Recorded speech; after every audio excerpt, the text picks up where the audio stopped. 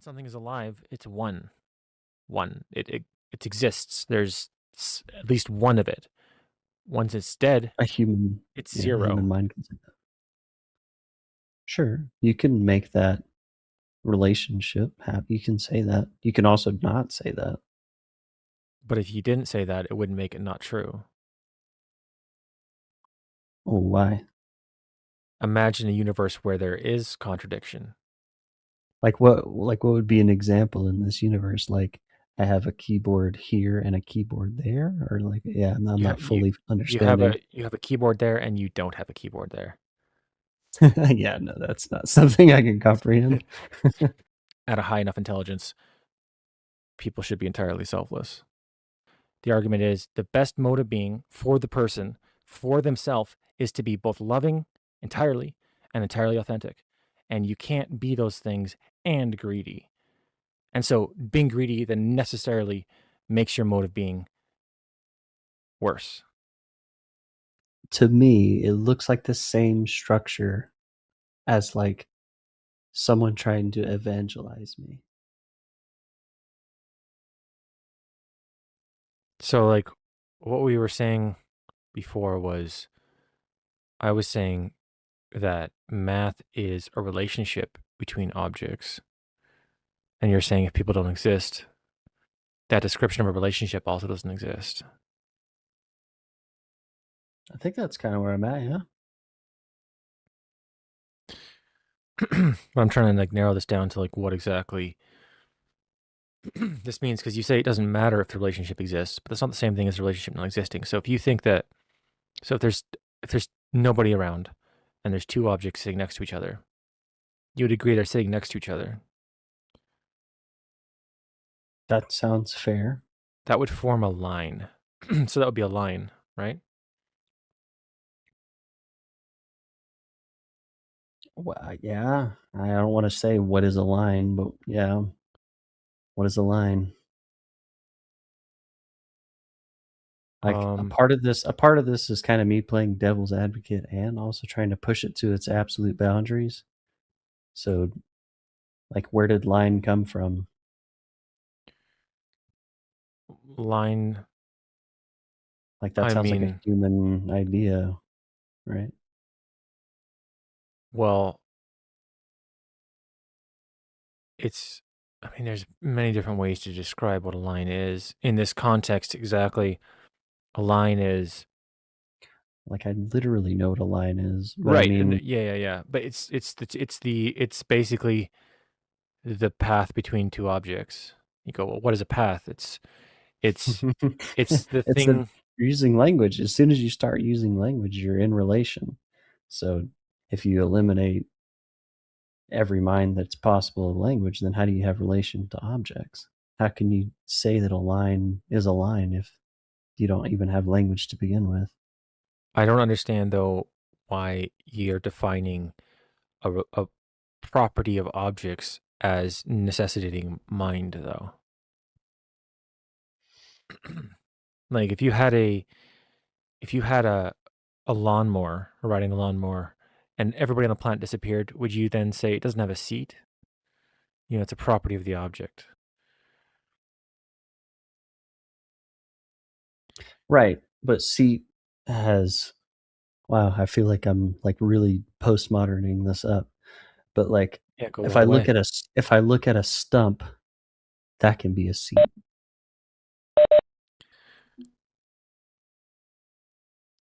Yeah. Yeah, well, it could be one property of it. But okay, but maybe a better example, um, does the lawnmower have wheels? Yeah, I guess it does, yeah. But Because like imagine an alien race came and was just like, what's that thing? They could probably figure it out, right? If they played with it enough. But would it have the same labels? It would do the exact same things.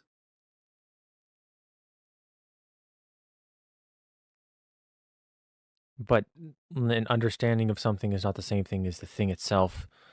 Now, this is something I think people don't Mhm. understand about math. I remember even like famously as a meme, Katy Perry asked mm, something Tyson, um, the famous physicist guy, something. She asked him, You "What's can look it up math?" real quick. Oh, Yeah, he's like a public scientist speaker. Neil deGrasse Tyson. Neil deGrasse Tyson. There it is. Yeah, she asked Neil deGrasse Tyson, "What's the relationship between science and math?" And his response was, "I'll try to do it like he did." He was like, uh, math is the language of science. That's what he said. And I disagree with that answer. I think that's what people think. People think math is the language of science. I don't think that's what it is. I think math is a description of symmetries. Like it's like you have something that happens and then you create a model in math that is a it's like a symmetrical thing. It's like a description. So like for example, you throw a ball, it's a parabolic arc. You then make a mathematical equation where you have some kind of parabola that you compute out. You go, oh, the ball is a parabolic arc. It's like no, it's not. It's not this. It's not what it's a symmetry. It's describing.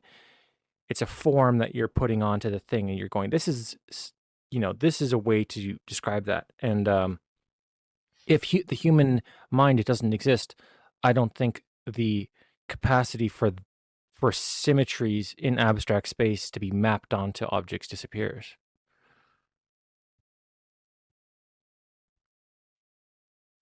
That's a hard one because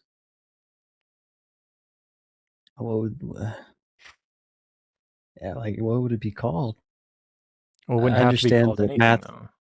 Why would it have to You're be right. called something? Because that's the relationship that we have to objects. Like I understand that a planet will revolve around a sun no matter what, and then that'll be the orbit, the elliptical orbit, and that's not going away. That's never going to end. And that I get that, but I can't figure out why it would matter because we don't exist. I think that's all I'm trying to say is I don't know what else to say to that. Like I agree that like math records the pattern that's happening. And it will always happen every time. And Most it's most right. as long as the environment's the same, it'll always happen the same. Yeah, but I mean, then so like when I with that as a axiom, then I would say, well, when the planet revolves around the sun, it's an elliptical pattern. If nobody's around to observe it, it's still that same thing, even though nobody is there to observe it. It's still that same circle, you know, shape. You go, well, what's a circle? It is exactly what it is. It's doing that. It's the shape of the I sun, agree. you could say almost, right? Yeah, I think that's fair to say. I just okay. And then I would just be like, what? Okay, well, so what? The so Why is that what important? well, the importance would be that if there are these eternal things, these eternal relationships, what that means is that we can then suppose that some things we do are a result of these eternal forms that exist forever. That's the implication. So, clear example would be, well, music, maybe it's a result of these relationships between intervals, between the 2-3 ratio, between different things. And now, my feeling is that what you'd say to that is that the entire mm, description of that as such is there's no substance in it. Like, do you think that there's nothing in math that has a qualitative value? So the existence of math being eternal, at least within the cognition, there's nothing that can be derived from that. It's only kind of a description of stuff. There's nothing in math that has structure. Is that what you think? I don't know. I don't think that. I think math has structure. I just think you need something to apply it. Math can't apply itself.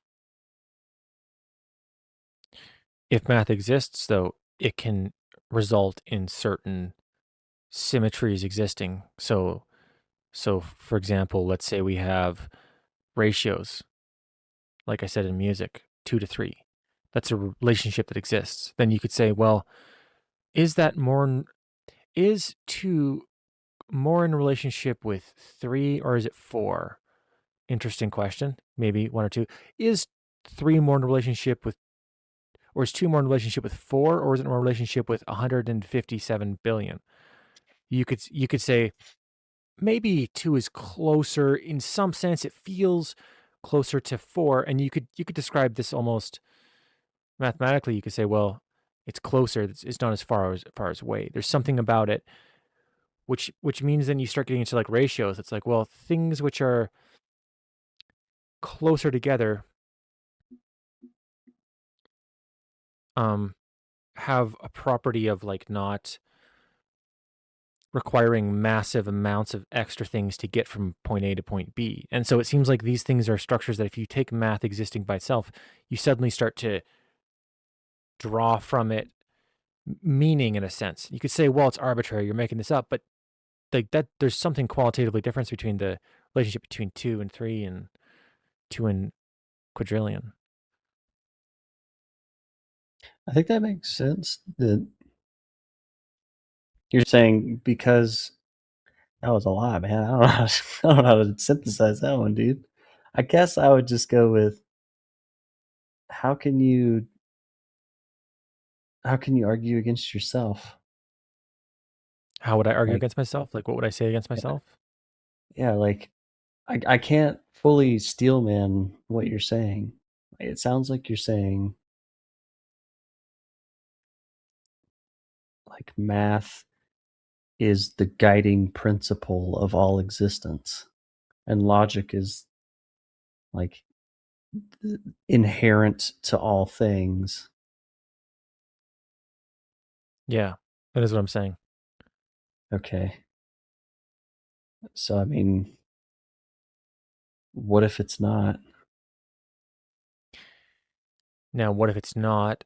This you have to invoke kind of a Descartes evil demon to say it's not, because you have to suppose that God is having us do a mathematical equation and then switching that out and then making us think illusory because the based on the way things are, it seems like what I'm describing is true. That You brought in God. Why'd you bring in God? the reason I brought in God is because there has to be some trickery at play by some very powerful being. Otherwise, it seems like what I'm describing is inevitable. Like if things are the way they are, like unless we're being tricked in some kind of way, it seems like objects have these things you can count them. There's a number. That's something that's a form. You'd say a Platonic form, kind of. I guess that's maybe where I'm lost. Like, are you coming at it from a theistic perspective? Like, you're saying that there is some all creator who created logic and created math? Like, I'm there's a first cause? opposite. I'm saying without any without any creator, then logic appears very, very, very fundamental. If you have an evil demon that's tricking you, that's the only reason I'm invoking that. I would otherwise not invoke that. But so like when you said like, well, what if logic's not real? The only way I can see that kind of happening is if we're being tricked, because like that is it's you have to describe some kind of metaphysics that makes up for that. So if like for example, if material's not real, you go, yeah, well, that's possible because we're in a simulation and that kind of thing. Yeah. Yeah, I guess, dude, I just never heard this before. I'm trying to really figure out exactly what you're saying, and it's hard. Interesting, man.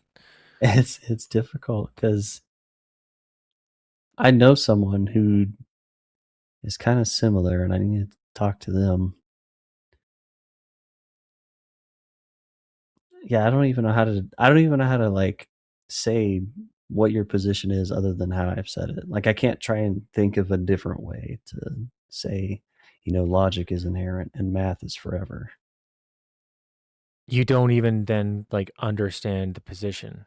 What you're kind of saying, like you really don't even understand how the position can exist. No, not that I don't understand how that position exists. I just don't understand how to like. Normally, I can like think of a position and I can think of like maybe two or three different ways to come around it. But for yours, I'm stuck with like one. I can't build on the understanding And because it's so new what is that understanding? Like what is the one thing you can say about it? that like math is forever and logic is inherent. Right. I don't know how to build onto that. I don't think I've Well, read the right stuff. what's interesting though is like this is something I've actually thought about very, very deeply for, a long time. Um this thing of there being no way to prove it necessarily is interesting. That's kind of new to me. Kind of new. I suspected that was the case, but I mean, when we first started talking about this, I also found it difficult to explain because what you're explaining it at this level where it's like very a priori, very, very first axiom construction. And so it's like hard to sort of explain things at that level where it feels meaningful. Yeah, because we'll just do the infinite regression thing. Just be like, well, what's before that? Well, what's before that? What's before that? Right. But like then so like what do you think about this idea that that even if we just stick within the realm of it being not necessarily having to prove it, but like just being able to model it as being possible, that nobody's around, you have some objects, you could describe the relationship between them. You could describe it, you wouldn't have to, but that a relationship still exists. Like if those objects then collide, boom, and they collide, it's like, well, at every point in the movement, you could say, well, they're getting closer, they're getting closer. You could go, well, that's not real, but then they collide and they bounce off each other, and you go, well, why they do that? Well, they got close enough, they touched each other. And if you go, well, that's not real because nobody existed. They did bounce off each other though as a result of that. And then you could say, well, could that only happen with one object? Would that just thing that just happen? It's like, well, no, because there'd be nothing for it to bounce off of. And so you then get like a quality of nobody's around, but like one versus two means something. If there's one, then it can't bounce off another one. But if there's two, then it can bounce off. And that means it's real, even if no mind is there.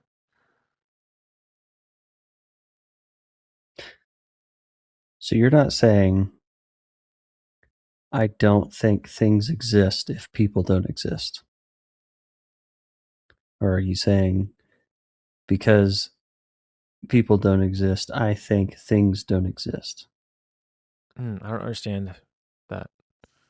Yes, that was like a weird framing. You're not saying I don't think things exist, right? Like you're not saying I think things are fake and it's only just made up. Is that what you're saying? That I think things are made up and fake? Are you saying what I'm saying you're saying, or just me? Like what I'm saying? Yeah. I'm saying what you are saying to me. I'm saying you think I think things are made up and fake. Oh no. Okay. I'm I'm thinking that what you're saying is that math is only something that's meaningful as a description of things for our cognition only. That it's not something which is actually true.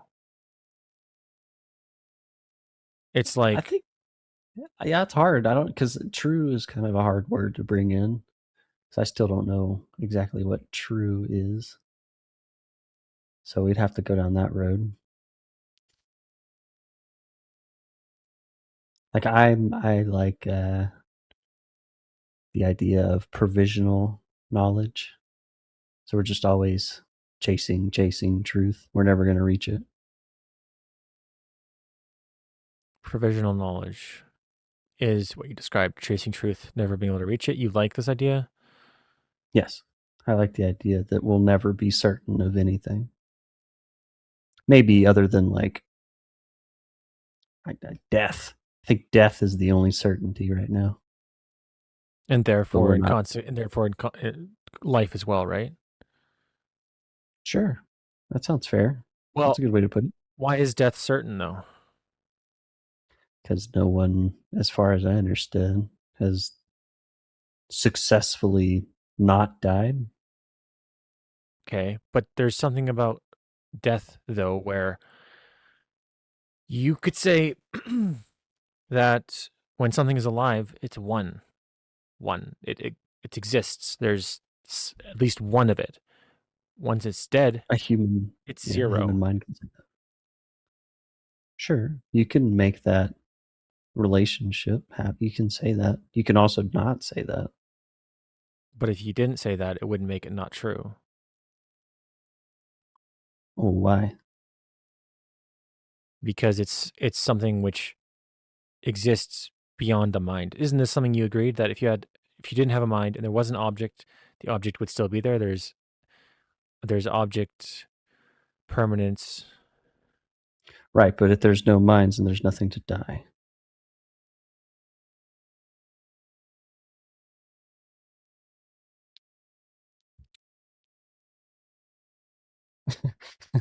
That, that one got way more complicated. I just forgot about the meta of that one. Yeah, that it's self-referential in a way.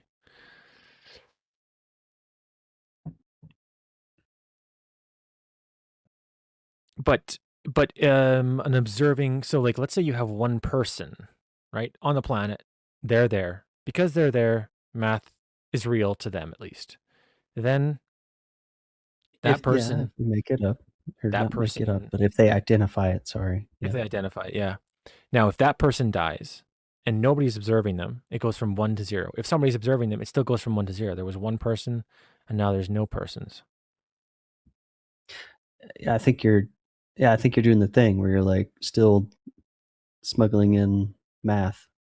If there's no person and there's no one to have ever identified the pattern of math, then there was never anything But in a do you sense. know what tautology is? Yeah, I'm kind of familiar. I think I get what you're saying. Like maybe I'm Well, yeah, what I'm saying as far as like tautology is like a tautology means it's the same, it's just another way to say the same thing. And so what I'm saying is like math is not, there's no extra thing to it. Like if you have 5 things, it's not like you're adding anything. It's just the same thing as saying like nobody's around, but there's a thing. It's the same thing as saying well, there's one thing. It's the same. It's tautology. Math is like my understanding of math being eternal is that it's a tautology for what is already there. I think that's fair to say. Yeah. I'm just struggling with why it matters if there's nothing to have a relationship with the thing that's always there. I can agree that, it's always there, but it doesn't mean anything if there's nothing to have a relationship with it. Well, okay, then picture this. If it's always there, then there are constructions. Okay, this is the easiest one. I'll go at it this way. If math is always there, it's eternal, like Plato's forms, then music, if it's mathematically based, is being derived from a divine structure as opposed to memory. Because that's how we originally got into this, because you said you were sort of questioning, like when I was like, well, I feel like I'm engaging with true meaning when I'm engaging with music because of these structures. They seem aesthetic in some way. Um, and to describe aesthetic, I'll describe it like this as well. So, like, imagine somebody's face was like 1,000 times smaller than it is. Everything else is normal about them, but they have a tiny face. That would be very unaesthetic. And the reason for that is because Well, be- there's things to compare it to, right? well, there's a lens, like there's a way. Yeah, exactly. If it's reasonably sized, then you can look at one thing and another thing. It doesn't require you to like go through like a microscope or like conceptualize it because it's so small out of proportion.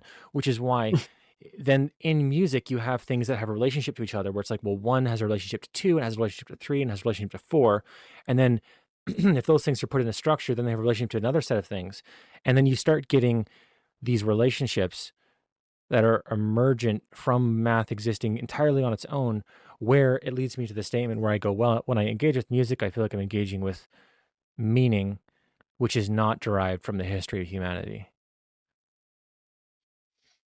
That's hard because, like, I like to think through a psychological lens, and then I would just ask, well, how did the individual have a connection to this music? Because that sounds to me like it's possible that every human could connect somehow to this every single time.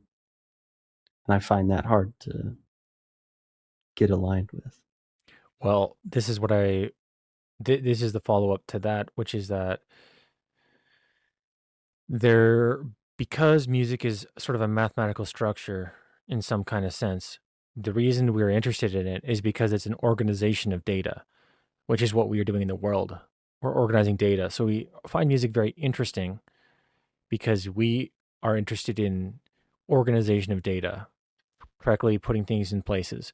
And so when we listen to it, it strikes our brains as um, meaningful because our brains are always trying to find better ways to organize data,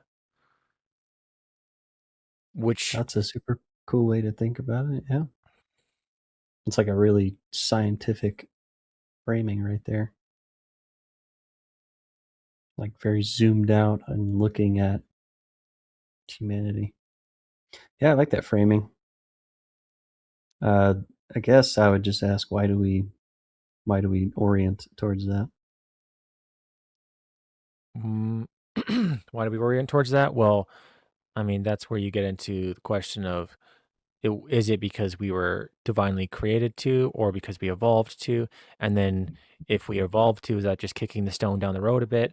Because why did we evolve to? What was the landscape that we evolved in that led us to those conclusions? That's what are you meaning to get at there? Yeah, I guess so. And then that doesn't really answer how it was always there before we were there. So like that thing I figured out last night with the prefrontal cortex, where it's like, well, maybe it was evolving always towards this thing that was always there. It's like an unfolding towards uh, evolution is unfolding towards this infinite math or infinite structure that you're talking about. Right. I think that's a pretty strong and defensible position. It's kind of hard to break that apart. But then you just, like you said, you just fall into the issue of having to prove it. Having to actually prove it. Yeah. Having to actually prove it is like, Like, what would that proof look like? You would have to have some control independent of the mind. well, let's define what exactly we're proving here. We're proving something beyond the mind because, as far as the mind goes, I believe Kant said that there are a priori truths, things which are true beyond our observation of reality. And so we, I feel like, don't we have proof that math exists at least to us, but we can't prove that it exists beyond that necessarily. Yeah. Yeah. I mean, if we run into an alien species, maybe they use the same math that we do. Or maybe an animal will evolve to become as intelligent as us and then discover the same patterns. I don't know. It's hard because we're the only intelligent species. Discover the same patterns. I mean, we know this though. We know that any species we ever meet is going to not have anything that conflicts with our understanding of math. Maybe. Yeah, I don't know. Maybe. Maybe quantum mechanics is going to discover the next layer that breaks everything. Breaks math. This is the law of contradiction, though. We Is it? can't, yeah, because the law of contradiction, quantum physics doesn't break the law of contradiction. Math is based on Yeah. the law of contradiction. Like logic is based on the law of contradiction. So if you suppose that we can meet some creature that finds some some thing which is not math, then it's by definition something which is contradictory to itself. Which, if anything that's just contradictory to itself, it has no meaning. Yeah, I'm not familiar with those topics, but my immediate thought is, well, it would make sense that humans make up a thing that says you can't contradict me. But I'm Well, not too familiar with. it's contradicting itself though. Like so, like you say three. It's like you say you have a circle, and well, is it also a square? No, it can't be because those things conflict with each other. It's like if you have a thing, do you also not have a thing? Like I have a I thing think I hear what here. you're Do I saying. also not have a thing? Well, no. It has to be a thing or not a thing. It can't be both. I think I hear what you're saying. Like even if another species shows up, like they're gonna like it's they still figured out the same patterns because the universe is the environment they're interacting with. Well, okay, I'll give the rigorous thing here. So we can formulate math that allows for contradictions, of course, easily. I just did it right there. I just described a thing is there and it's also not there. That's a formulation that is a contradiction. But what we can't do is derive anything meaningful from that or suppose that that actually has any utility or is a property of anything which is real, because if something is a thing and also not the thing, there's no way to interface with it, which is not the same thing as quantum physics, where or ideas about it, where you go, well, is it Schrodinger's cat? Is it there or is it not there? We don't know. Not the same thing because it's it's not literally both. Because like if you have a sensor, well, is it being triggered or is it not being triggered? It's like, well, if you say both, then okay, well then what does that do? It's both. That's where you get into like, well, okay, yeah, it's possible because you just have like a multiverse. It's like, yeah, but then again, you're not doing contradictions because you created a place where both of those conflicting answers can exist. You can't formulate anything where both of them exist meaningfully. You can formulate where it's broken. I don't know if that's making sense at all. Or like, what do you think about generally? Like when I'm talking about this stuff, are you like, well, why is he talking about it, or like, what's the point of it, or No, not that. I this is way out of my that's going over my head. Like the multiverse, and I can understand the law of contradiction. And yeah, like the Schrodinger's cat idea and quantum mechanics is completely out of my wheelhouse. I just don't know enough about that. I just that would probably help me keep going, but yeah, you're like you were gonna have to, you know, give me some info on that stuff. yeah, yeah. Well, the yeah, I mean, if you want, I can just describe those things more clearly. Do you want me to? Or do you want to go What? back to the original purpose of why you asked it? Yeah, let's figure out exactly why we need to understand those. So it seemed like you said like something like, yeah, logic exists for us, but like maybe we could meet a species where they don't have Yeah. math. I'm saying math and logic. Math is easier to play around with sometimes because, Mm-hmm. but it's the same as logic. They have the same kind of properties. So you're saying like, well, we could meet a species where they don't have logic. Mm-hmm. Yeah, I see what you're saying. Like no matter what, I think I said that. Like no matter what, they have to play within the same eh, bounds that we're in because they exist on the same in the same universe as us. That's how I understand. But it's more than that though, Is it? Okay. because well, just imagine a universe where there is contradiction, where things are Oh, both. Well, imagine, yeah, like imagine that. What is the implications of that? Can you even imagine it? oh. Uh, I mean, sure, I could pretend like what would be an example in this universe? Like I have a keyboard here and a keyboard there, or like yeah, I'm You ha- not you fully you have understanding. a keyboard there, and you don't have a keyboard there. Yeah, no, that's not something I can comprehend. There's I'll send you this. There's this funny uh I'll send it to you later. It's exactly that. It's a joke about that. But but yeah, you can't comprehend it. But you can't comprehend it and you go, "Well, I just can't comprehend it, but it could be possible." Right? Yeah, that's hard. That's hard. I think it's sure. I'd like to just that's the faith thing I was talking about. Like I just have faith. There's just a lot of things that are possible.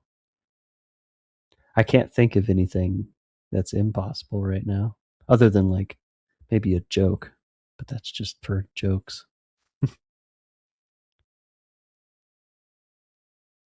But like an actual true impossibility, I don't know. Might go as far as to say resurrection, but I won't go there. Well, that's not really impossible, right? Resurrection.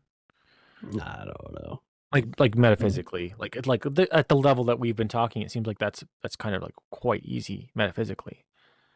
Oh, sure. Metaphysically, anything is possible. Yeah, I think that's where I'm at. Now, what do you find interesting about this area of conversation? Because I don't know if you now agree with me that there is a divine structure of math, at least from our cognition, where we can view our relationship with music as being larger than our memory, but being something which exists eternally, kind of, or I think I would just need to hear like why that helps me operate in the world. Like, why does that understanding help me exist?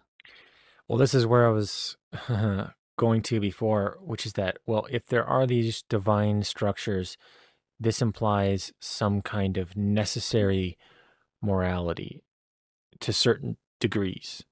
So, I'll present one example, which is maybe maybe the definition of evil is less. Maybe, just positing, maybe. If the definition of evil is like less, if we go, well, like less things, this is the example I gave before. This implies then that a god would not by nature want to do evil because there's nothing to be gained from it. So you go like, well, would God? This answers questions about like metaphysics. Is where I'm kind of saying, um, it answers questions about. Well, it would answer questions about metaphysics if you could prove it, but like this is what it would do, would in whatever scope it's allowed to exist in. If you suppose logic exists, you can suppose that a god would not want to come down and hurt people because it's like it's destroying things. And you go, well, why would he want to do that? Well, he enjoys destroying things. Like, well, we can conceptualize wanting to destroy things, but that's only because it's more to us in some context. So, like, we like maybe trolling somebody or messing with them, but it's because there's something actually emerging from it. It's not actually less. It's like, why would a god want to eliminate everybody, just wipe out humanity? Because it's like there's nothing to be gained from that. You can say, well, he's tired of it. Well, like so like what I'm saying is the practical application of this understanding of logic is that it produces some kind of morality that's very deep and fundamental, and then therefore the result is that you could potentially align with it, because if there's a divine structure in the universe that like we cannot deny, possibly ever deny, then fighting against it is going to be very unuseful versus like aligning with it is going to be very, very useful. That's some deep shit, man. How do you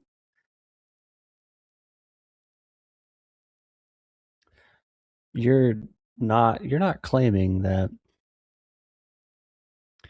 if every mind figured this out, then everyone would move towards like good. I am actually, yeah. Okay.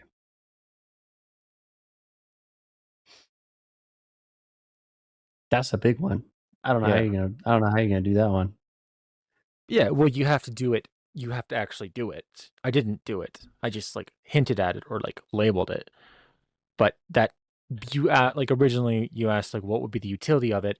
That would be the utility. And why would that be the utility? Well, the reason Jordan Peterson explained Nietzsche's idea of there being no objective truth working. If you don't have like, if you're always at war with each other, then you can't progress. But if there is something that people will just like, if they're smart enough, they will agree that it is true. That solves wild amounts of problems for humanity.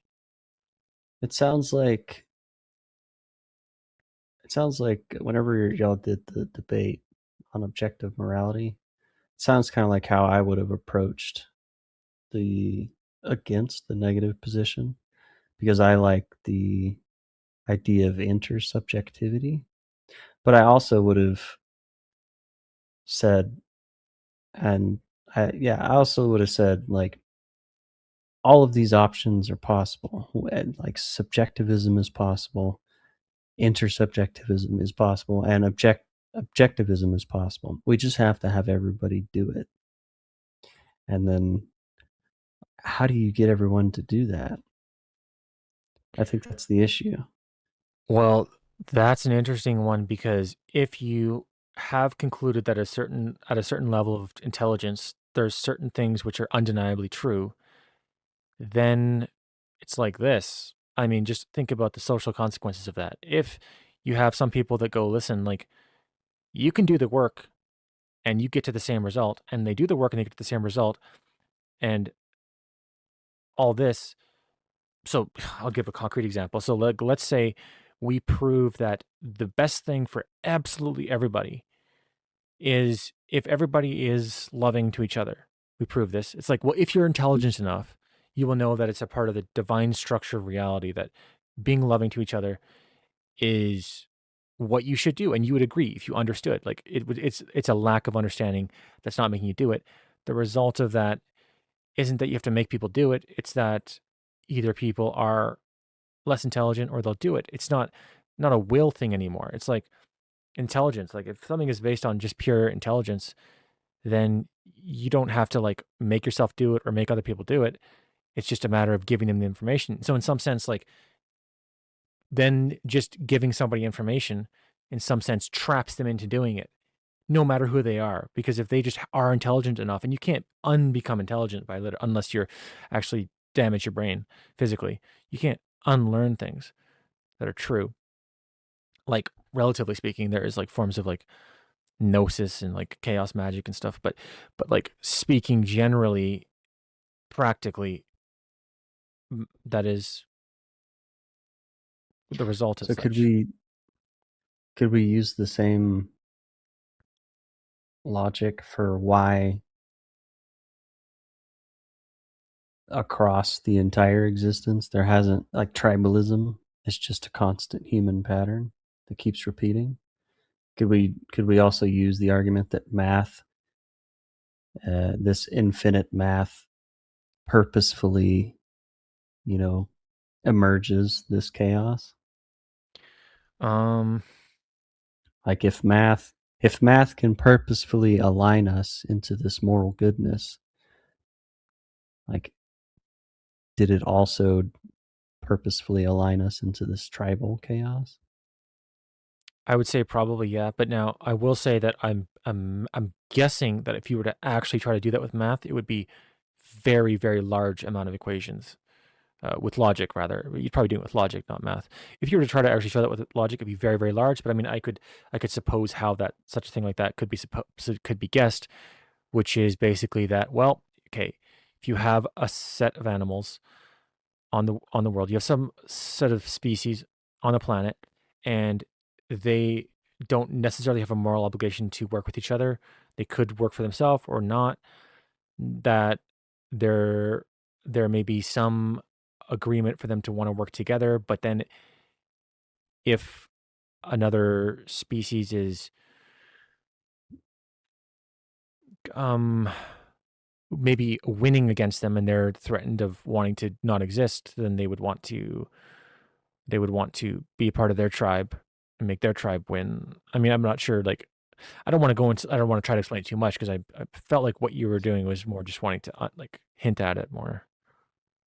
That's pretty hard. Like I think of narrative things like enemy of my enemy. I think of those kind of things so that we can all come together. That's what a lot of stories use to make two opposing people work together so that they can beat like Alien versus I think Alien's a good one.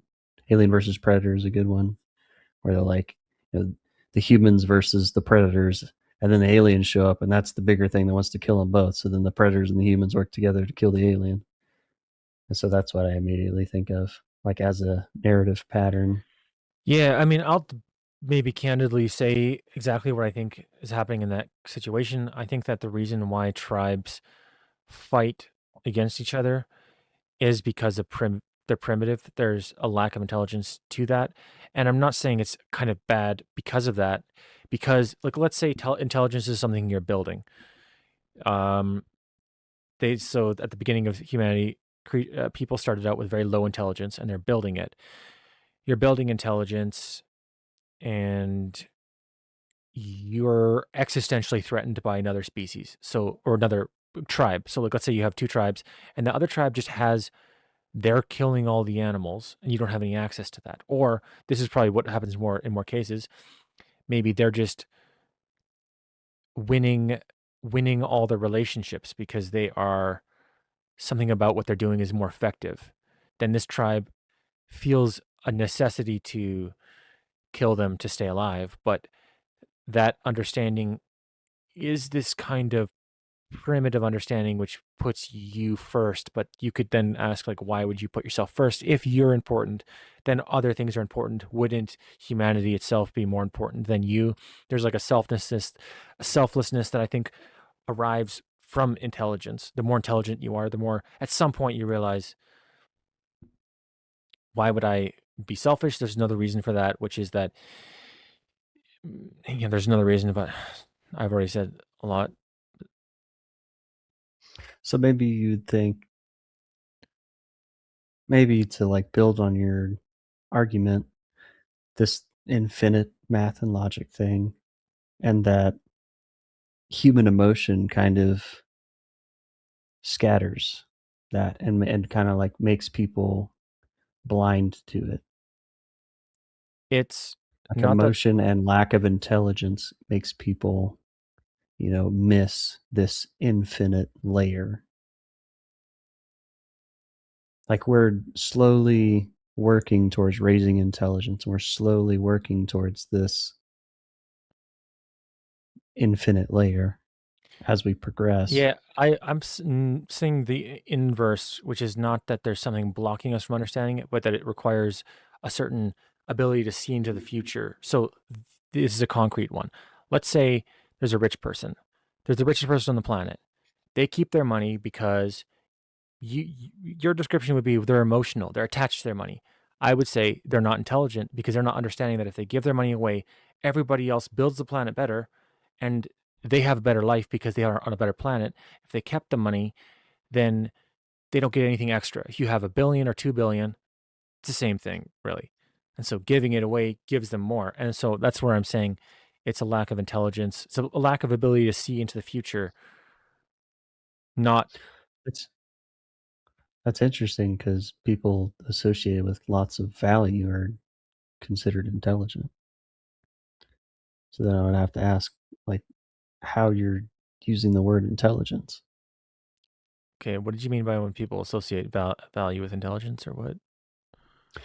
I think that some of the wealthiest people in the world are considered to be some of the most intelligent, and there's even like the idea that average intelligent people just become wealthy, and because maybe they're more conscientious and more orderly than some. Yeah, I so guess I'm struggling with the intelligence there's another idea. factor which goes into play, which is what leads to intelligence. So, what leads people to intelligence isn't raw information generally, it's motivation, oftentimes. So, somebody has a book that they could open the book and they could read it and they would become the most intelligent person about music, but they don't have the motivation to do it, they won't do it. And this is what I think is happening with rich people. I think that rich people have no motivation to try to prove why they should give their money away. And I think that that if they really explored the models, which requires motivation to do it, because if you go up to a rich person and you just start talking to them like, listen, let me tell you why it's actually better for you to give your money away. They're not going to have any motivation to even listen to them. So you start talking to them, they're going to kind of tune you out.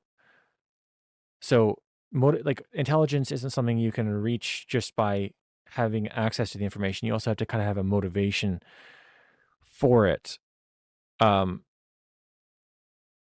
which is I do think there's actually very convincing models that show that at a high enough intelligence, people should be entirely selfless. That's interesting. I don't know if I've heard that. I think that would be, I don't know, it might be better off. There's probably some trade offs there.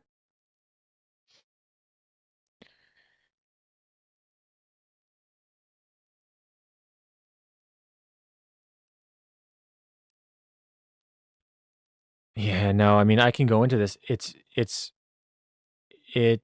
I've never really talked to anybody about this, so I can show you what I think some of these models are like related to why there's no trade-offs. So, So, like, this,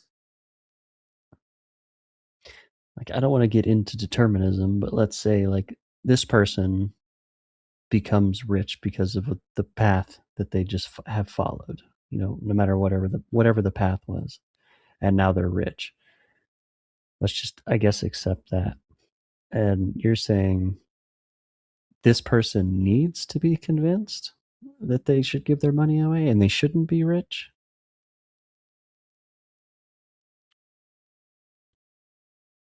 I'll describe some certain properties. So, I feel like people's experience in the world is a result of the movement that's happening as a result of them. I don't think money necessarily correlates to their well-being at all. So, what I think correlates to their well-being is how much influence and movement they're a part of. Are they somebody who's creating something, building something in relationships that are meaningful?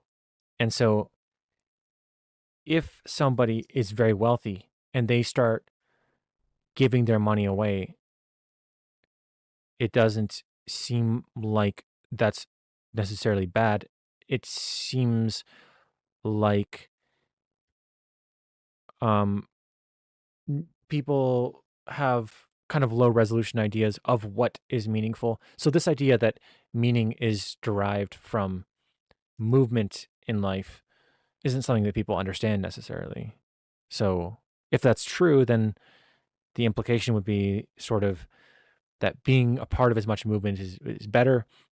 Holding on to your money is less movement than being a part of the exchange system of it. And That one's difficult because I think rich people move their money often. That's how they stay rich, is because they're constantly playing with it. Or else if you don't constantly play with it, move it around, then you can't maintain that wealth. I'm defining As if you, movement yeah, as like sorry. something which is so like I think you gave this definition before about like if something happens in the past and if a different species evolved in the past and then it died out, did it ever even happen? I don't know. Like because The mimetic extinction, yeah. right, yeah, memetic extinction, exactly. So what I'm saying is like if movement happens that doesn't result in affecting the future, it's not really movement. So that's what I'm talking about. So you But move your money around, it's like okay. That sounds like a collective idea, though. Like it's movement for the. It's not movement for the collective, but it is movement for that rich person. That rich person is moving in whatever direction, but it's not Now, moving for everyone I around them. I will go into another aspect of this, which is this. I feel like the most meaning that people can have in their life is as if they themselves are interacting with something. What people oftentimes do is there's a bit of themselves and then there's lots of structure. They call this ego. There's a lot of structure, which is interacting with other things.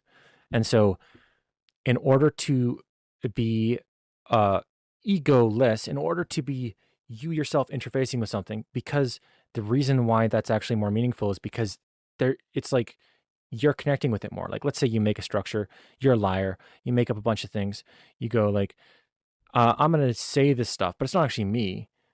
Then you're not actually interfacing with it. You've created an object which is interfacing with it for you. This is maybe Jordan Peterson describe it as ideologues. It's like something else is actually interfacing. Something is speaking through you. It's not really you. And so then we go, okay, well, then authenticity is the most deeply fulfilling way to live. You don't have to accept this axiom, but this is the structure we're building, and we can go into it. I I agree with that.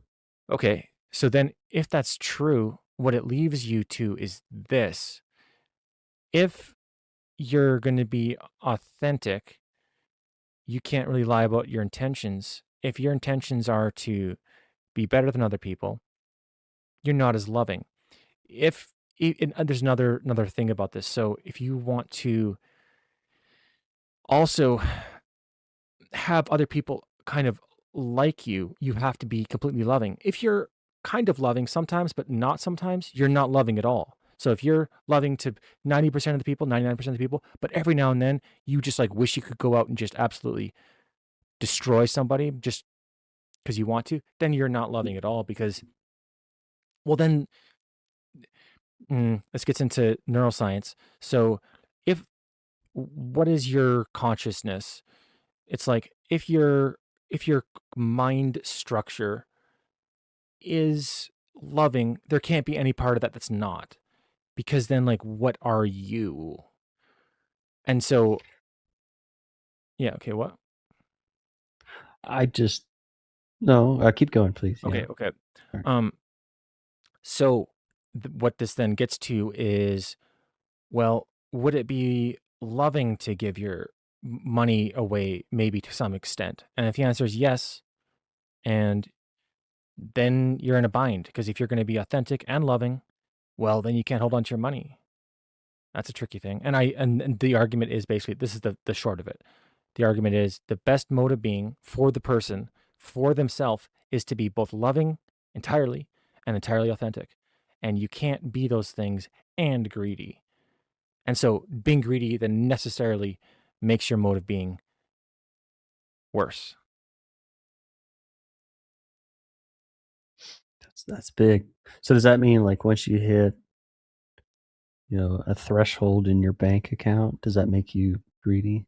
Like once I hit over 10K in my bank account, I'm greedy. Not at Like all. Yeah, yeah, so what's the point of yeah, greedy? yeah, yeah. It's like this. If you're authentic and you're honest and exploring the things, it's not even a question of that because you would just go like, well, how do I be as loving as I can be? If you have 10 grand, you go, listen, if I give this away, then I'm going to be hurting myself. This is not going to be better for humanity. You actually think that? You may not know, but it's your conclusion. Then you go, yeah, I mean, even 100 grand, you go, listen, I need this for certain things I'm building.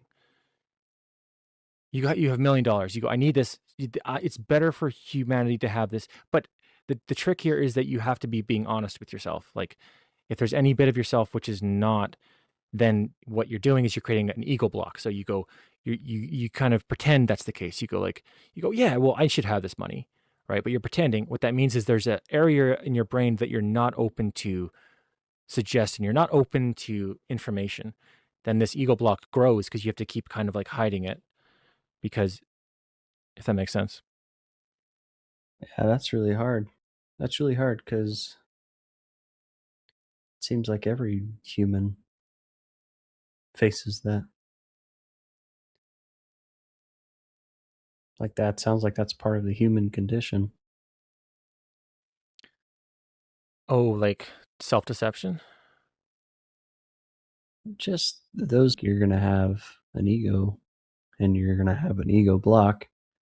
And I have no idea what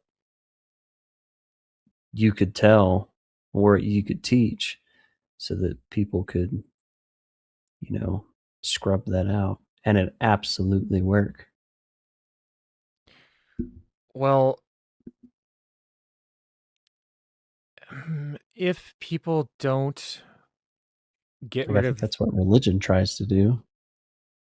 They try to catch it early or people fall into it. if somebody has an ego block, something which they will not I think on the quad somebody just said what intelligence is adaptivity, and then you said your response was, yeah, I think about this quote. It was a quote from Einstein where he said I think about it a lot, yeah.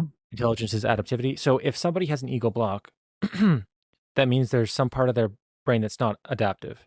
There's some part of the brain. So it would be better for them to do something. It would be better for literally them.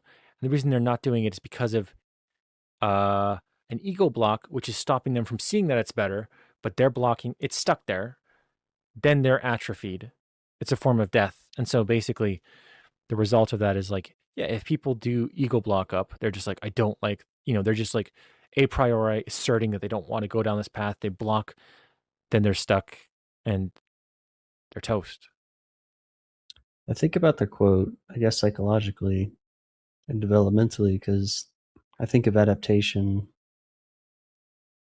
like in relation. I don't think of adaptation as like somehow reaching this absolute checkbox of goodness. I'm thinking of adaptation in relation to the humans around me. So if I had a tribe that was all about murdering and rape, you know, you might adapt in that environment and also be for murder and rape. But if I have a tribe that is against that, you might adapt. So maladaptive and adaptive kind of are dependent on your environment and those in relation to you. Yeah. And I'm agreeing with that. I'm just saying that additionally, part of your environment is logic itself. And that, Oh yeah, yeah, that's right. That's where I struggle right, because that sounds like who's deciding that? that logic Who's is making yeah. that you're How could you possibly reach to that logic and know it? to the logic that I provided. Sure. Yeah. You'd have Yeah. to, How could everybody be on the same page like that? well, how could everybody be on the same page?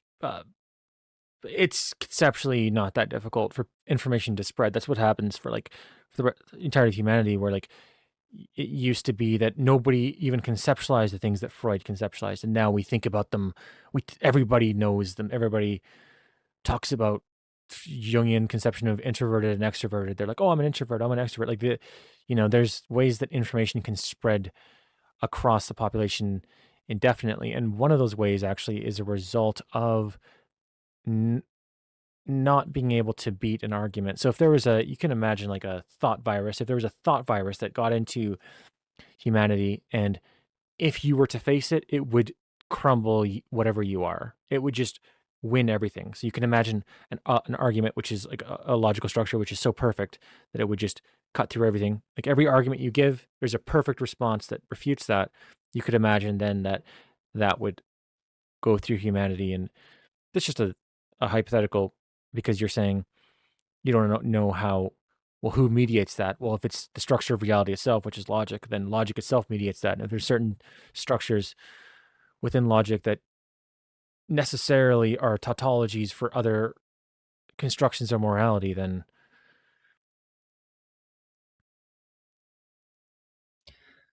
Yeah. That's yeah, I don't even know how to respond, man. That one's tough because I'm lost. I'm immediately lost at like going beyond how humans interact psychologically and in relation because we're just constantly in flux. So I but can't comprehend everyone getting on the same page. there are certain You- properties of humans' interaction. So, for example, like, yeah, a person can't have a million friends because there's a temporal restriction, right? Yeah, it's kind of hard to hold that many things in your mind. Yeah, You could, yeah. like So, social media, it's kind of hard to hold the entire world's drama in your mind. yeah.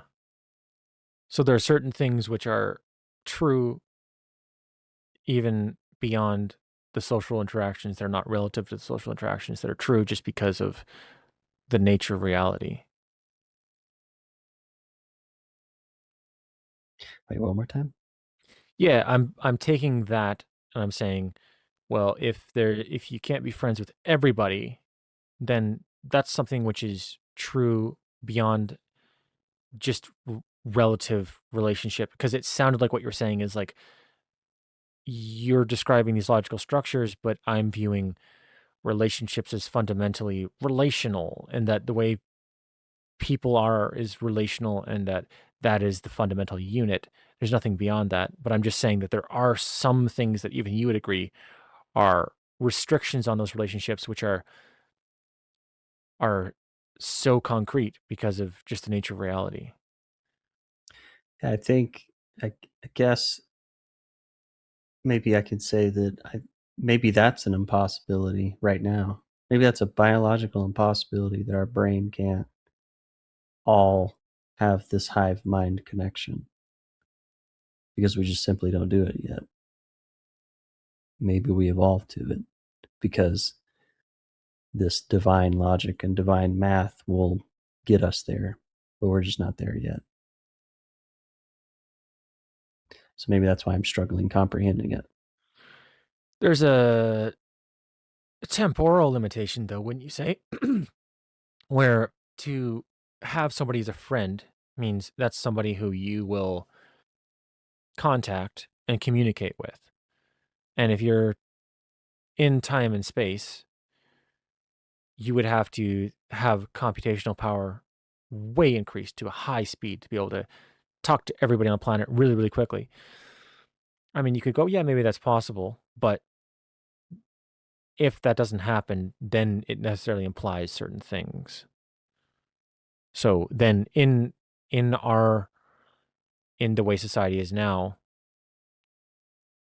we don't see that happening, and also it's certainly not possible in our current time and space. So you could say to somebody, "Listen, you can have friends, you can do that, but what you can't do is have a million friends."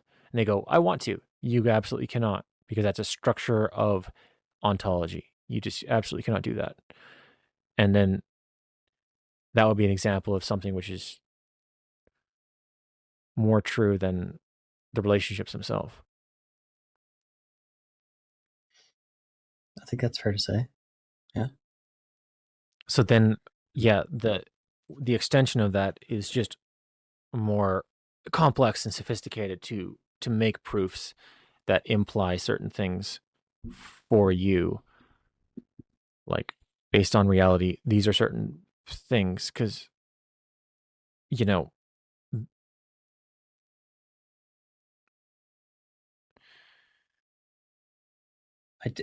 I don't know, man. I don't know how to chime in. We're like so deep in this, and this is so novel to me. I have no idea how to contribute. yeah, well, Like just I've never contribute heard this. contribute as you find stuff interesting. So if you want to talk about later, we can end the call. We can keep going. I'm good with whatever. I'm just saying the only reason I'm saying that is because like I'm saying I think you should focus on what's interesting to you. You shouldn't worry about like is this still interesting to you, or like what do you think, It's not.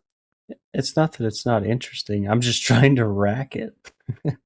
It's so complex. I can't even rack it, dude. You're talking about concepts that like I'm trying to piece together in my brain from like my lens, and I'm like, okay, well that doesn't work if I think of it this way. That doesn't work if I think of it this way.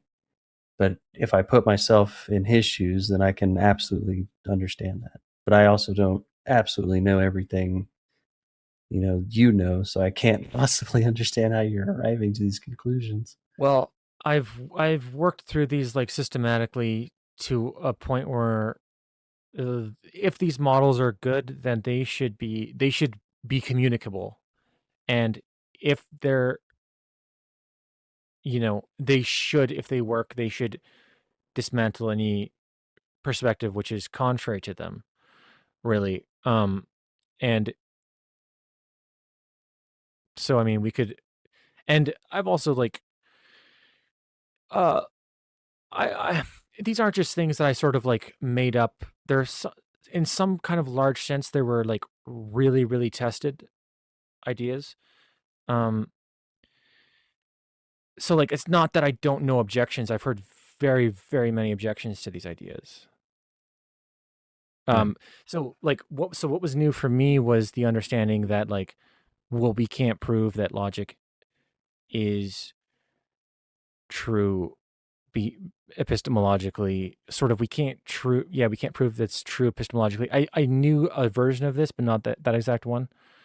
But I don't think this necessarily breaks down the structure of what I'm saying, because what I'm saying can apply as long as logic is local to the human mind, because if there's a constant in the human mind, then it necessarily implies these logical structures, necessarily implies maybe moral things. So I guess, like, do you have arguments against other models? Yeah, tons. So, like, it sounds like your model's kind of replacing a religious structure. So I guess It's you have an argument that would say, well, this is why that doesn't work and why mine works. Yeah, I think so. I think I have a argument against every a large amount of them. I'm not sure if it's all of them. It seemed like to me all the critical ones. Okay. Well, I can't exactly be a Christian apologetic, but I could try. Well, if you're going to go Christian apologetic, I would say that this is very, very, very in line with Christian apologetics, because Christian, according to the Christian model, there is a time where you go to the new heaven and earth, which is what this implies. It's like, well, if there's a logical understanding that you can have where everybody understands they should be loving and good, that's pretty heavenly. Right, but that's like a metaphor. You're not actually saying there's a heaven or something like. You're not saying that after you die you go here. Yeah, but in Revelations, wasn't it? Then they talk about like the sort of on Earth there was like 1,000 years of happiness or something. Yeah, I'm not that familiar with Revelations. Maybe they did, but I don't understand how that has to do with your logic is infinite argument. Well, the idea would be that if what I'm if all the implications of what I'm implying, that, well, there is a logic which is then implies morality, and the morality implies constant love, and if you're intelligent enough, this is where it goes, and it's possible that that can lead to that result, then that would imply like, you know, some kind of massively good time on Earth. I guess I just can't help but like consider how humans behave. Like we're constantly experiencing like grief and joy at the same time or love and hate at the same time. Like we're never black and white. Like we're always doing the two emotions almost at the same time. So I can't comprehend how like that seems like a tension with logic. Like I really like the idea that these two emotion and logic work together and they communicate.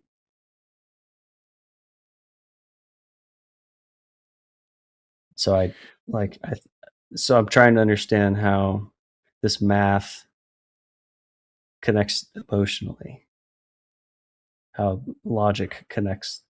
I can understand how logic connects emotionally because they bounce off each other, but I can't understand how this math connects emotionally.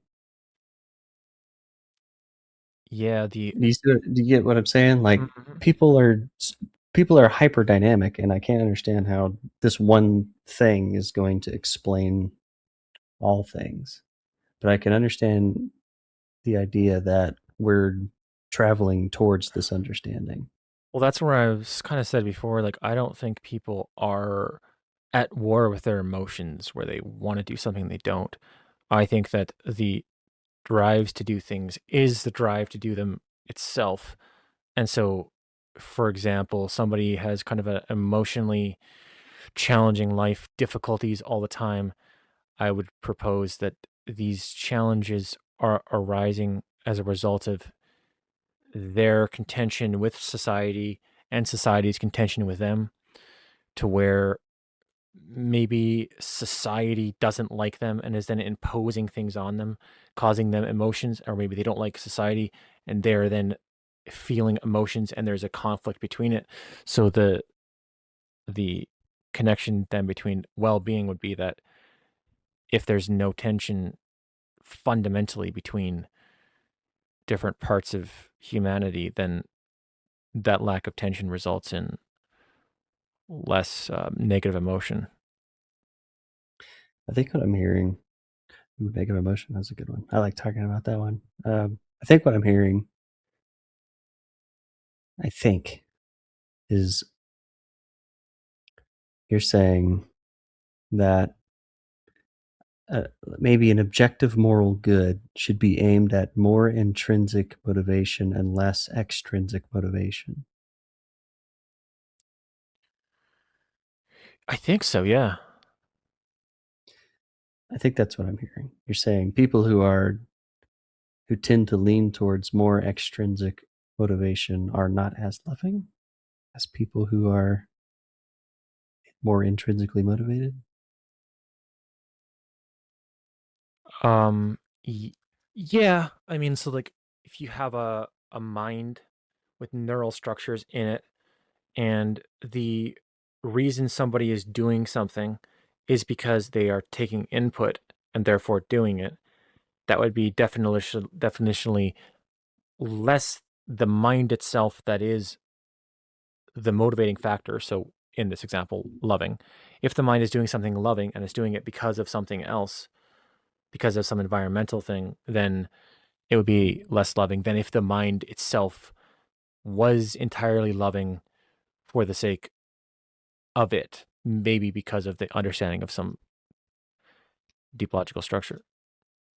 How would you do that? How would you do that if, you know, like the Pigetian idea is that systems accidentally coordinate and then they just repeat, and that becomes a habit and becomes a behavior. And that's you. Like you were just like accidental repetitions of behavior that get reinforced one way or the other. And Mm, so if your intrinsic motivation and your extrinsic motivation can be, you know, now, partially in, Piaget was yeah. a developmental psychologist. So there is a stage in developmental psychology where I would describe this as you becoming Turing complete. This is a computer definition. I'm not sure if you know what that, if you've ever heard that definition before. Turing complete is when a computer can perform any computation. And the reason that's significant is because, well, when a system is Turing complete, so like when Minecraft is Turing complete, that means in Minecraft, you can make anything, including Minecraft.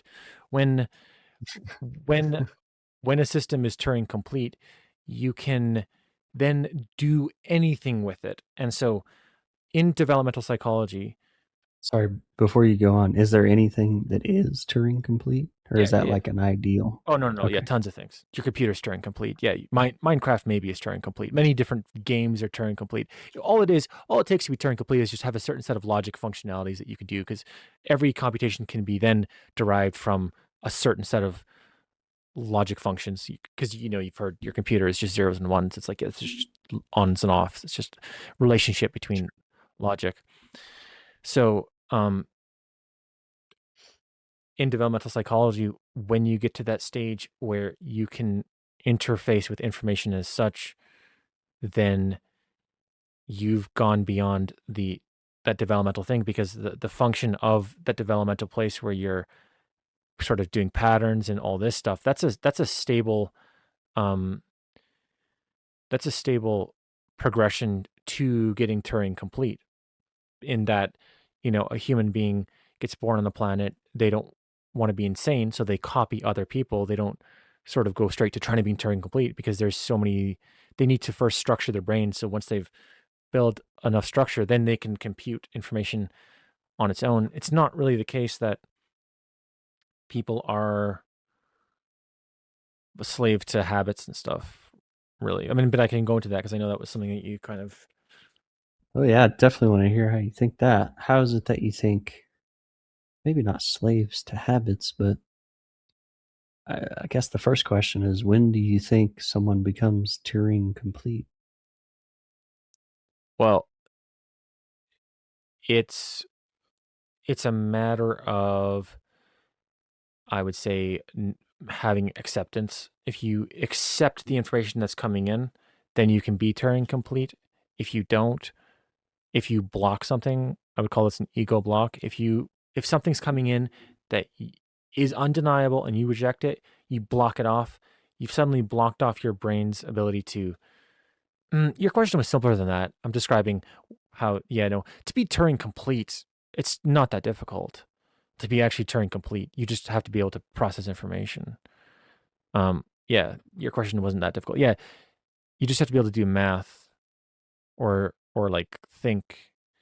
I guess the reason I brought that up though is that you then lose Turing completeness when you ego block, because then, so like, let's say you've become Turing complete, not that difficult to do, but you become Turing complete. It could probably happen at a very young age, and then new information comes in that you could compute, but you reject it, and then you kind of lose that Turing completeness, because then you become a story. You reject it for some reason. You then become a exponent of a story, not a computation. Oh shit. I mean, my immediate question is how could you possibly know that you're not how could you possibly know that you're not ego blocking anything? How do you know that that doesn't exist within you?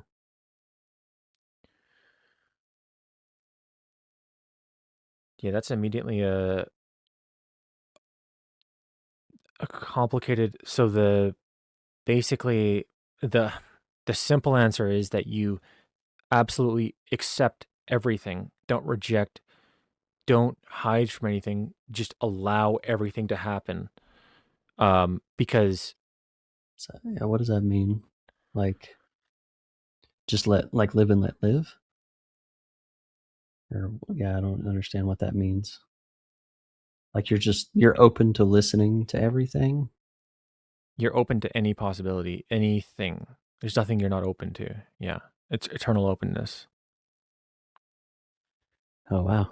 That kind of sounds like Buddhism or something. Yeah. I think that's That's what I'm thinking of. I mean, that's just the first thing that comes to my head. Like they try to want as little and basically want nothing. So I guess well, that can to yeah, like uh, the relationship then to desire, because Buddhism says desire is the result of all suffering. The relationship to that is that, yeah, like when something in reality appears, you can't kind of like, based off your desire, change how it is. Like if at the deepest level, like let's say you're faced with the idea like, well, what if we are in hell? You can't then go like, oh, I reject that premise. You go, well, what if? I mean, but it seems like that is what you do a lot of, is exactly high openness, where you are very comfortable not knowing. yeah, I think so. I think that took me a really long time though. I didn't just come out the box like this. Uh, I guess yeah, there's just like I guess, neuroscience things that I'm trying to unpack, and there's psychological things I'm trying to unpack. Like, if a child forms these neural synapses based on a behavior in their brain, and then they grow as they regulate and they myelinate and get stronger, so they happen quicker, and the kid can coordinate, and then they become a teenager, and during puberty, your brain prunes hundreds of thousands of these synapses that you generated as a child, and some stay and some bad stay, some good stay. Your brain it can't possibly prune everything bad because some bad things were reinforced. And I'm using bad as like maladaptive, like socially maladaptive, physically maladaptive. And so you're constantly living in this weird contradiction, and that could, like, I'm sure I have an ego block still to this day. I can't think of it because I have to, talk to somebody for hours and hours and hours, and then maybe they can figure it out. But I'm not convinced that I can look at myself and figure out this ego block. And I'm convinced that I permanently have one because I think that's part of the human condition, is that you need this so that you can operate. I don't think it can go away. Hmm. That's interesting because I don't feel like I have any ego block. I mean, the result of that was that I went through, classically the dark night of the soul or some just like incredibly difficult psychological experiences because of not having a block. Just phenomenally difficult. But I would say that there's certainly nothing I'm blocked to. Well, that sounds contradicting. Why is that? Because you're saying, like, is that not Are you a not? block itself? You're saying that the fact that I'm asserting something. Certain. The fact that you have any certainty in something shows a block. Well, there's just if I categorize and look at that all the things with every single one of the things, I have openness to any conclusion. Example, is Satanism real? Is Gnosticism real? Is, Yeah. no closed offness. Yeah, I think I'm the same way. I wouldn't say that I don't have an ego block. So you There's something inside me I can't control. I like the unconscious and conscious ideas that I think I've gotten from Jung, and that's like, that thing is inside you and you just can't control it.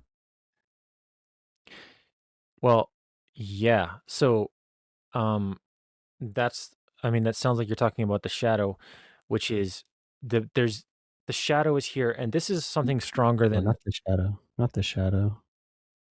Just like your basic unconscious functions.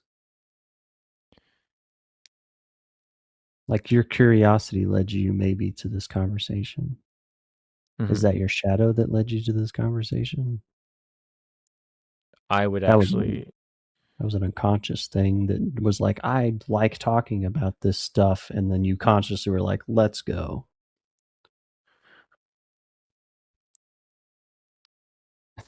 It's super complicated. well, I'm just Maybe I'm not thinking, saying it right. well, I don't um So, like, you have unconscious patterns. Like, that's the archetype that maybe Jung's talking about. Like, you have unconscious patterns. Like, every time you have a discussion with somebody, and I've experienced in this past, in my early 20s, every time I had a discussion with people, I kind of ended up being isolated, and um, I usually got really negative feedback a lot. And so it took me years of doing that and just banging my head against the wall, and then just thinking like what I'm doing is fine. perfectly fine and maybe it's everyone else. And then I finally stopped and was like, okay, I'm obviously the common denominator, so I need to look at what's going on. So the unconscious thing was this, the unconscious was revealing by whenever I was engaged in a conversation, the pattern always repeated. And that's the unconscious revealing itself, is most interaction. Okay, so not most. There were many interactions where it was a negative outcome. And that's the unconscious revealing, because they said something a particular way that made me react a particular way.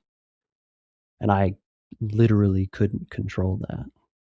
And now that I'm older, I can I've noticed that, and I can be like, okay, whenever someone says this type of thing, I can be like, chill, and then Yeah, respond. this is what I'm saying though. That is the shadow, and the reason for that is because so you have something that you're doing that's unconscious. You just or consciously you do something. You're like maybe eating a bag of chips. You just like don't you're like I don't. It's not healthy. I don't want to. You're just doing the thing. This is where I'm saying it is the shadow. Um, so your reaction to it is there's a thing which is a pattern. I don't like the pattern. What am I going to do? I'm going to create some ego to stop that. Defining ego as kind of neural structure assigned Yeah, to I it. don't know if I'm creating ego. I would say I'm connecting my conscious and unconscious. You're saying that's ego? This is well. I'll define my. I'll lay it out really quickly here. What my whole position on this is. My position is that when there's something happening chronically, and then you respond to it in some way. Sorry, I just heard a really loud bang. You want to check, make sure everything's good. Yeah, let me All right, check on that. it's all good. Okay, All right, so I'll maybe define it really. about the shadow. What? Talking about the shadow, right? Yeah. So you have Yeah. something, a pattern that's existing across time. You go, I don't want this to keep happening. I'm going to do something about this. I'm saying that that is a shadow. It's something you don't like about yourself, according to Jung's definition. And then what you're doing is you're not talking with it anymore. You're not having a dialogue with that part of yourself. You're shutting it down. Like whatever this is, no longer can exist. And what I'm saying is that shadow integration, the process of shadow integration, you can turn it on all the way very, very easily. All you have to do to turn on shadow integration is use zero self control. You just allow the unconscious mind to play out. And maybe you don't want to do that full on. That's what I did.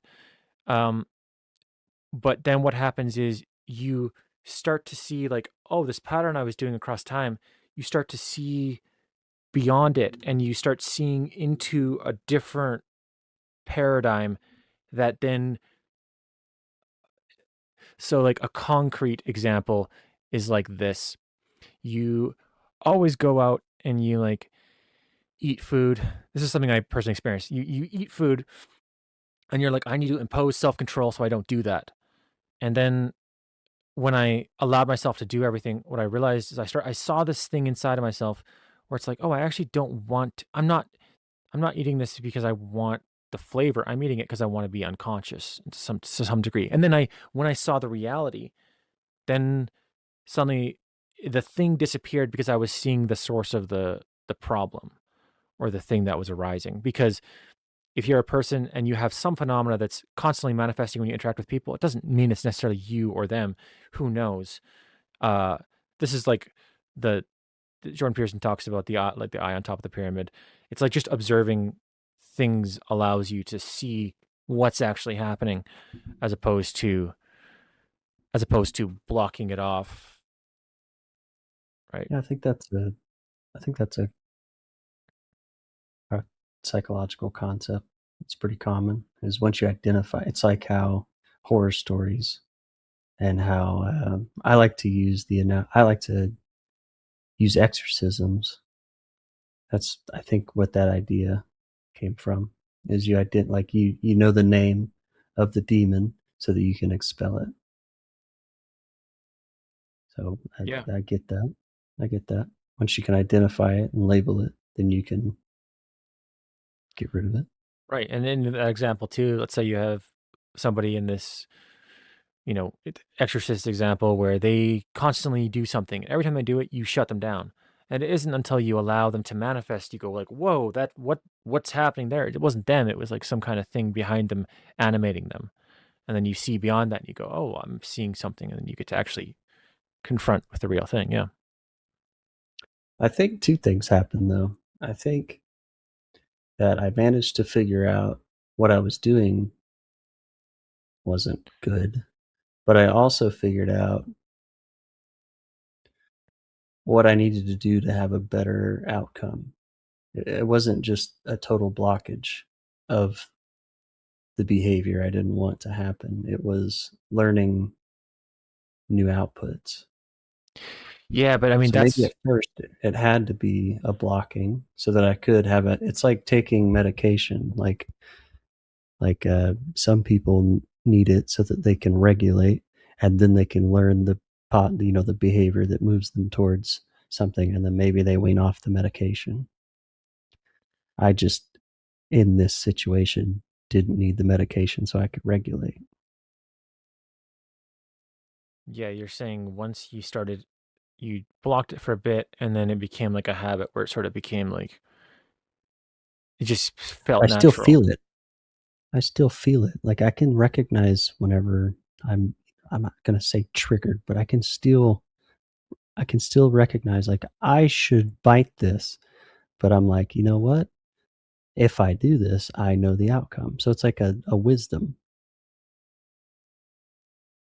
Yeah, but it seems like still there's this relationship with that part of yourself where you view that whatever it is as entirely non not being given any agency. So you still feel this thing arise and you view it entirely like it's a negative thing. No, I think I can use it when I need to use it. I've used it in business. I've used it when I'm coaching. I use it with my child. I just know that I think I know when to use it and when to not use it. Hmm. Yeah. Well, then maybe it's then a fully integrated part of your personality. Yeah. I don't know. Maybe. I mean, I would have to talk to somebody who's known me for years and years and years to then witness it and be like, "Oh yeah, you do that thing." And then I'll be like, "Oh, I didn't even think about that." Yeah, that's what you said on your post related to shadow integration. You were saying relationship feedback is how you derive this, but I just don't think that's true. I don't think you need any relationship feedback for shadow integration. Yeah, I struggle with that because I like psychoanalysis. And that's literally like, I think the foundation of psychoanalysis is that you have to have this relationship.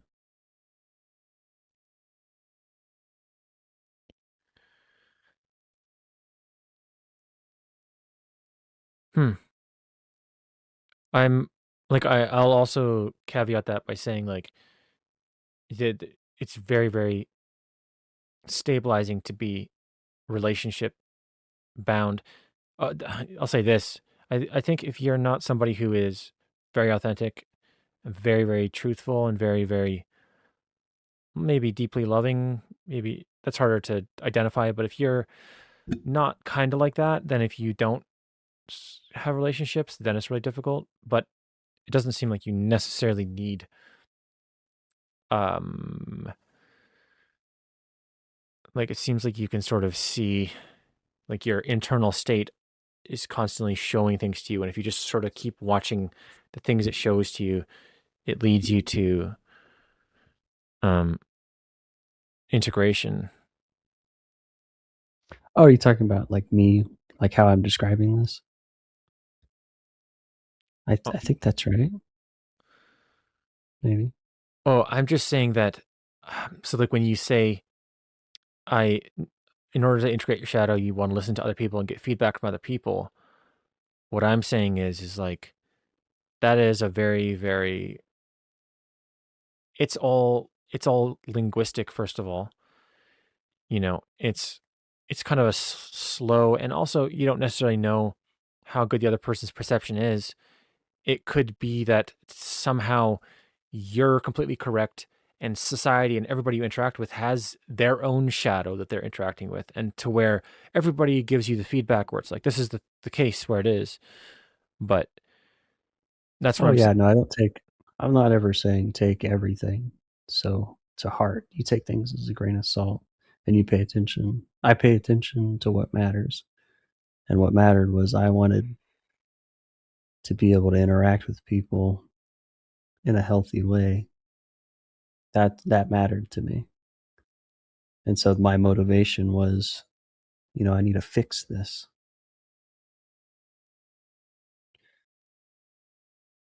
Does that make more sense? So it's yeah. it's like I needed the feedback, and even if there's a possibility, like what you're saying, that these people could be skewed, or they're drunk, they're high, they're whatever is skewing their perception. No matter what, they had an unconscious response to me, and that's the relation I'm looking for. I want to know, like, I'm going to talk to as many people as possible, and if more than one person says the same thing, I'm going to pay attention to that pattern. Okay, so now curious, just tracking motivation, for what is interesting to you.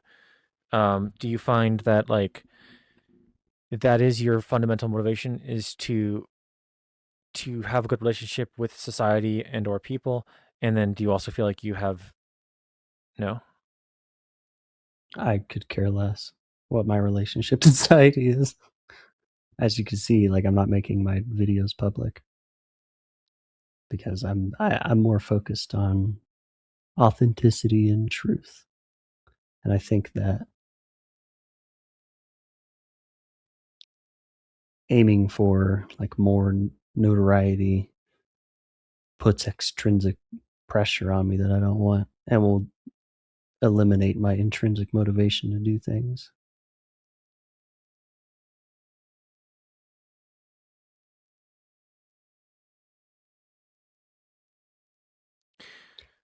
That's what I'm convinced of right now. I could be wrong, but Mhm. that's what I think. That's what I think. Yeah, interesting. It's just what it's what I've noticed from my experiences, and it's actually helped me a lot with handling kids.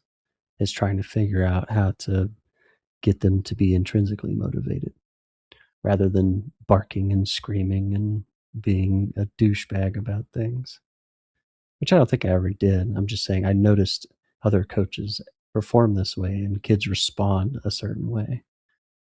Yeah, oh, I completely agree. Yeah. I, teach piano and I very, very consciously never make it about how good they did for me because then you've just like hijacked the intrinsic motivation. Yeah. It's a good point. That's a good way to put it. Yeah. Yeah. So that's important. That motivates me, is keeping my intrinsic motivation stable, because I worked really hard to eliminate extrinsic pressures.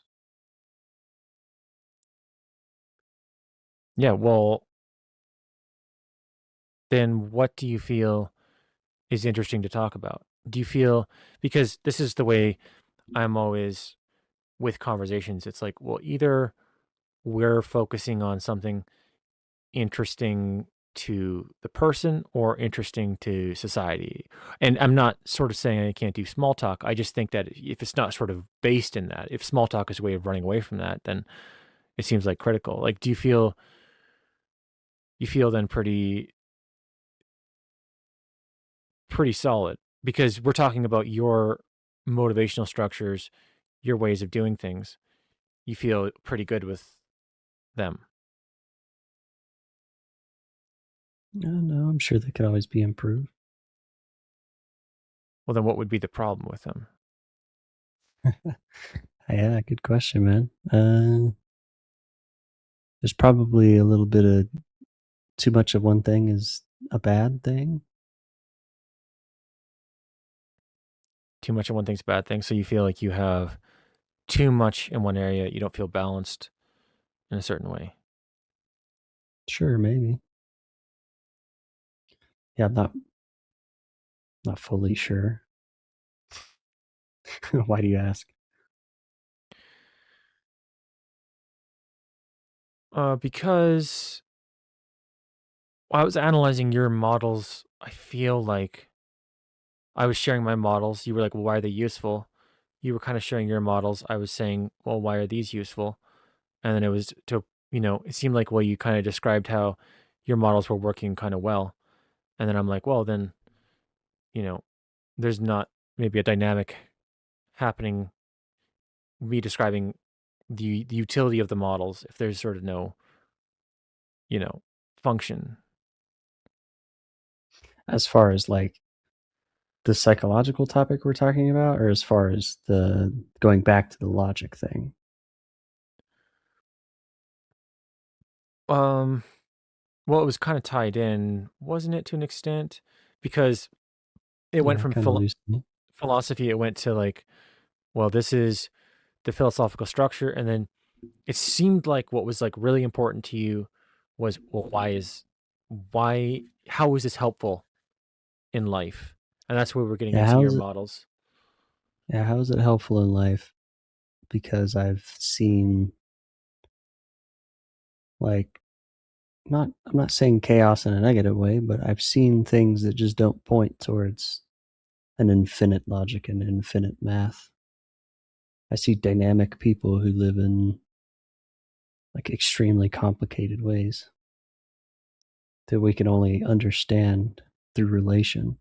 And whenever I hear someone say, well, let's eliminate relation, what exists? And then I'm kind of like, well, I don't understand what could possibly, not like exist physically. I agree. A rock is a rock and forever is a rock.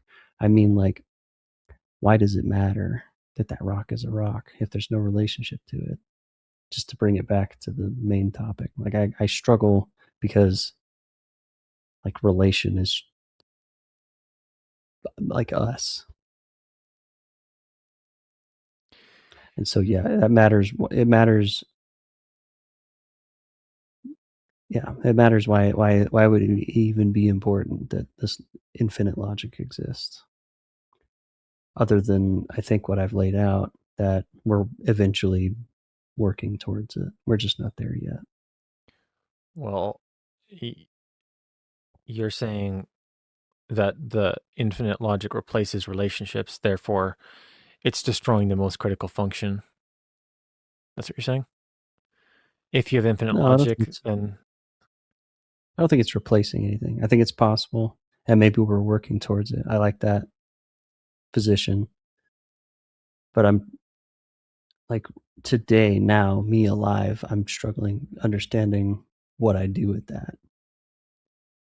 Like if I'm inevitably going, if maybe my great great great grandchildren are inevitably going to be at your point of logic, like I don't know what to do with that thought.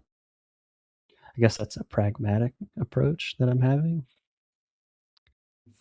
well, if it's something which is valid, then it would be something that could be arrived at relatively quickly. I just don't think we're ready. Like I would love objective morality to exist, but I just don't think we're ready. But it's not something that you can kind of disprove, though. What do you mean disprove? Like the case I laid out, building from logic being a construct of our cognition, it's still a truth. And if those things are true, so let's take for example the one that the formula I laid out about, well, the best way of being is authentic, loving, and if you are these ways of being,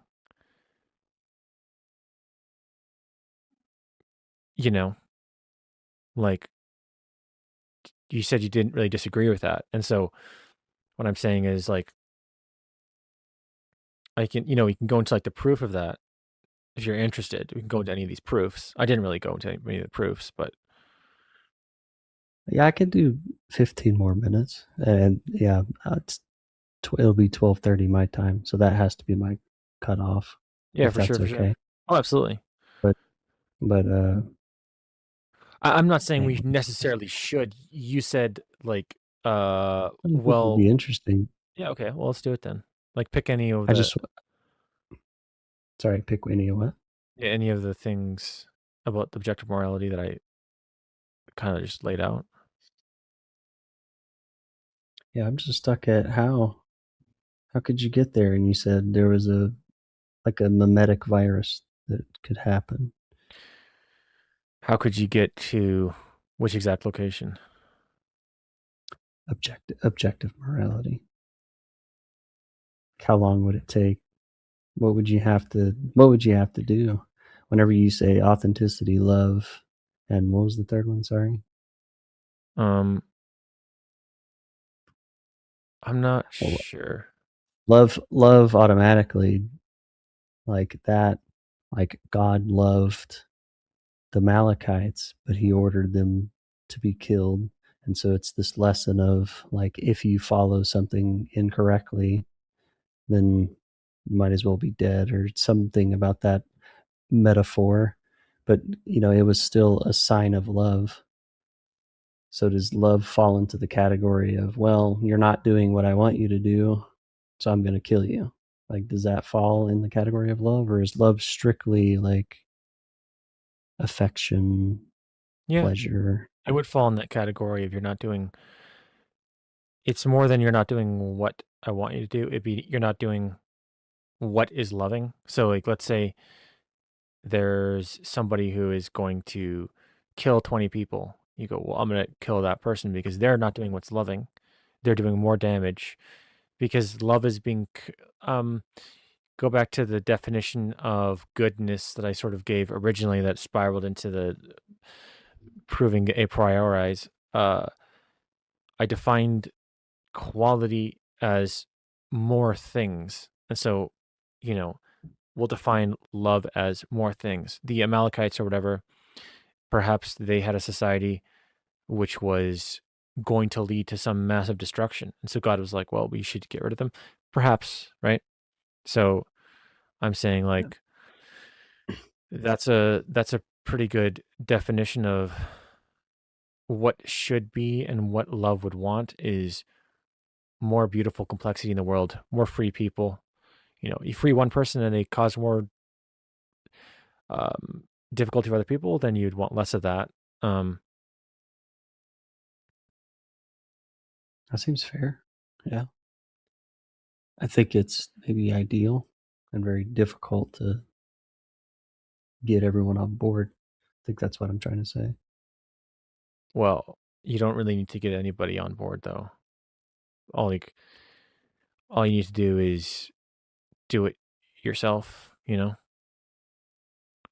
And I mean, I don't mean that in like I really technically don't mean that in that way of the cliche of be the change you want to see. What I mean is that if it's a true thing, then why would you be interested in sharing it with other people before you've verified if it's true yourself? Do you know what I mean? Like, it just seems like that's a later stage in understanding it. Like, it seems like the first thing would be, well, like proving what I'm saying wrong on its level. Like, I don't understand how it would then progress to how can this affect everybody? Because it's objective. Like if you're saying morality is objective, then that to me means everyone agrees. Every mind agrees. Well, okay, maybe one of the functions of the way I'm communicating is this: I see the goal of what the objective thing is. The goal in this case is like if I am correct that this is a optimal way to go, then the goal would be um um for me to properly articulate that to you. and then anything along the way where it's like it's causing infinite entropy, where it's like a problem that sort of you can't resolve that keeps going, I would view that like, well, you know, and I wasn't listening to the exact last thing you said, so I'm still stuck on the thing you said before, Okay. but it's like if I don't remember the last thing I said either. it's like though it's like well the the question of if like can how's everybody going to understand this seems like it's negligible. So you could spend a million hours on it, but you could also just skip it because it's not the rest of the argument's not dependent on it. You know what I mean? Like because I guess what So, you would say is like, well, if this cannot be spread to other people, then why would I adopt it? Because, but what I'm saying is that if you understand it, then for yourself, it's just good enough to know for yourself. So it wouldn't. it's so fascinating because it's like, to me, it looks like the same structure as like someone trying to evangelize me. And I don't mean that in a bad way. I'm saying it's like you're saying like if you just believed it and operated in this way, it would happen. And that's a similar argument that I see with evangelistic Christians. Yeah, I mean, I was invoking that to discuss the structure of the system from a hypothetical point of Yeah, view, which is like there's a value, we're trying to reach it, da da da da. Um, I agree. I hear what you're saying. Like, if you already accept it, then yeah, I hear what you're saying. yeah, I don't think you're doing that by default. Just saying what you it said there it is the triggered that. but like you pointed out correctly though, it is the exact same structure of evangelism, where evangelists will say, "Listen, I have this beautiful truth, and part of the truth is I want to share it with you because I feel love and I have this entire thing." And I mean, that is what I'm saying though, is that what I'm saying is like I've analyzed these structures of logic and then I've deduced that, oh, the best thing to do is to be loving. And then, well, the best thing to do is to share that logic structure that leads to that result because that's the most loving thing because it feels good. So it's a Ouroboros of like the thing perpetuates itself. Yeah, Yeah. that's a tough one, dude. Yeah,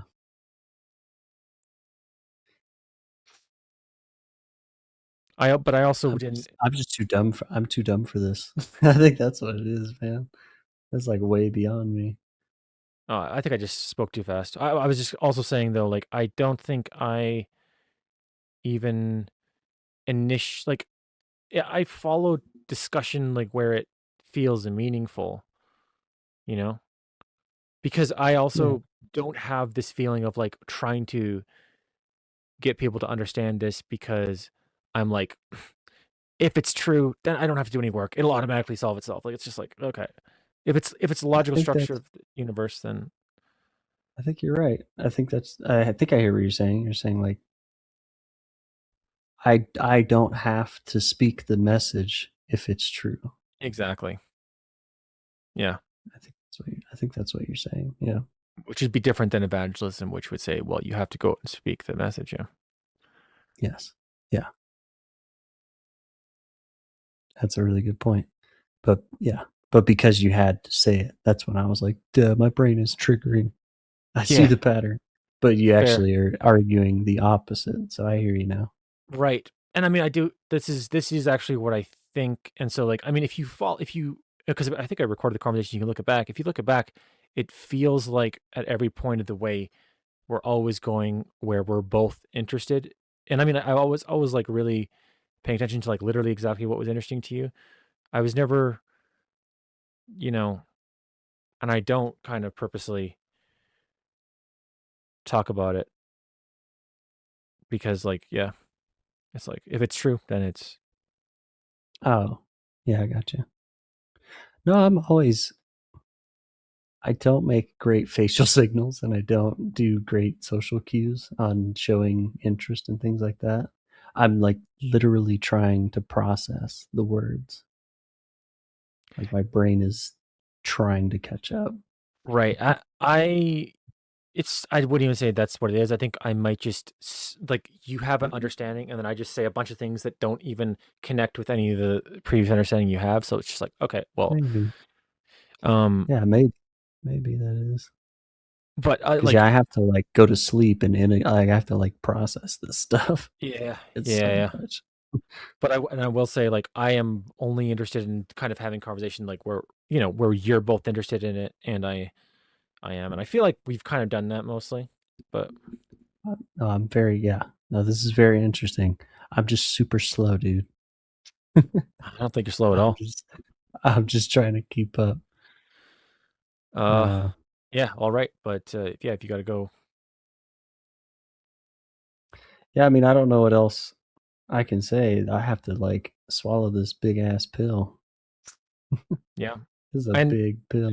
and also like definitely let me know where you see the cracks in it because I'm very interested in that if you do. Like I'm not, yeah. Yeah, I kind of really find these conversations interesting too. Yeah. Yeah, man. Definitely be like, yeah, this is kind of boring, Scott. Like, let's move on. Or like, let's talk about something else. Don't be afraid to be like, this kind of sucks. I only ever talk about what's interesting to me. Yeah.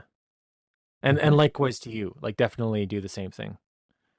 I Yeah. No, certainly like, prefer if yeah, people like I do that. said, Yeah. like I'm just pretty blunt, and that was a little bit of my maladaptive, social behavior.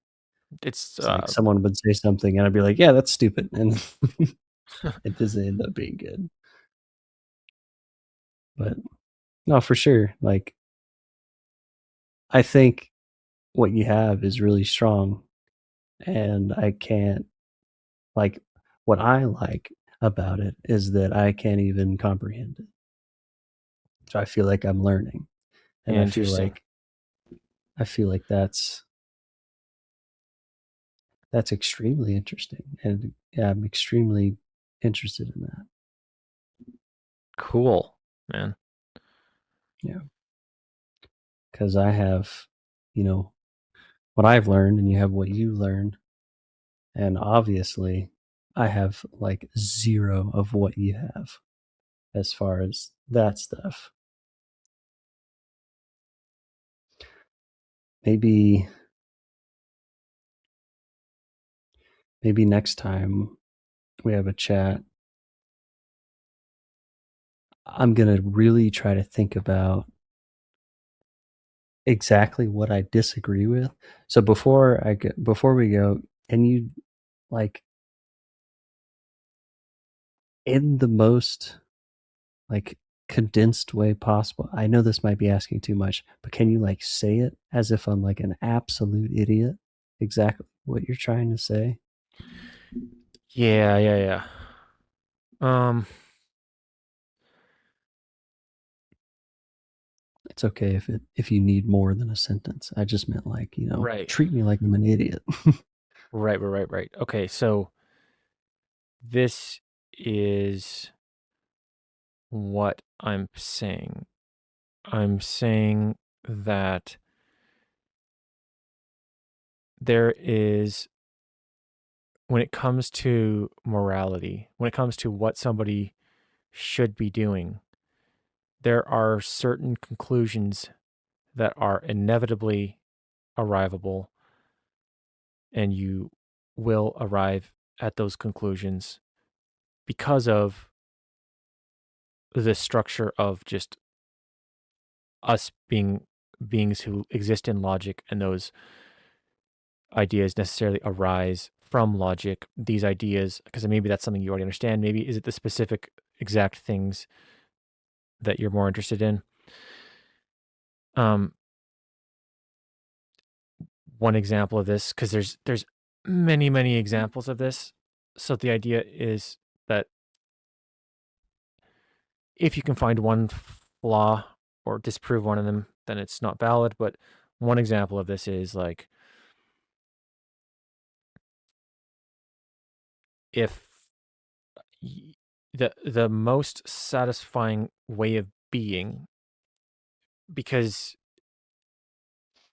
being is satisfying when you're interfacing with things is to I don't know, am I was going to go into the example of like being loving because you're authentic, because it feels odd to me to sort of repeat the same things. I'm not sure if I'm repeating things that or what area you. Please do. I need it. This is all fresh. So if you repeat, it's I don't know if that's how you teach, but repetition helps.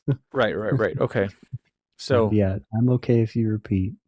so this is one logical proof. The logical proof goes, the most satisfying way of being is one where you're authentic. And in order to be authentic entirely, you must also be loving. Because if you're authentic and there's some part of you that's not loving, then people will see that all of you is not loving and people will not want to interface with you. So in order to be authentic, you must then also be loving. And um what this and you have to go more into detail about that. It's like if you are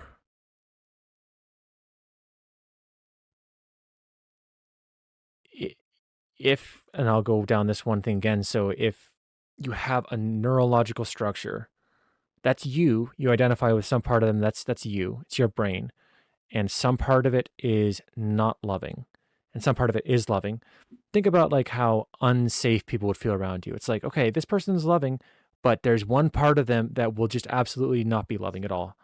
And so you hang out with them 99% of the time and then just 1% of the time they kill you.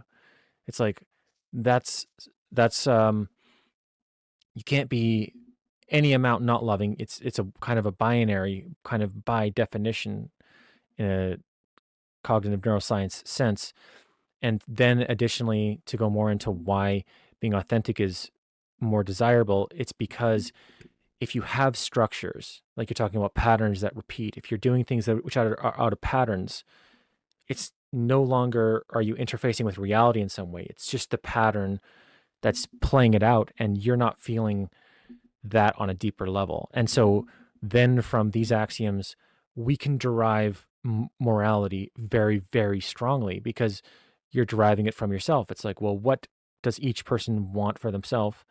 Well, it must be to have the best life. And the only way to have the most fulfilling life is to be authentic and loving, which then necessitates all these moral things where suddenly you don't have allowance to kind of like be like, oh, I'm going to pretend like I'm being loving by not giving people money, because you know yourself that you're experiencing a less good reality because you're blocking yourself from being authentic. Because if you were authentic, people would see you're not loving, and then da da da.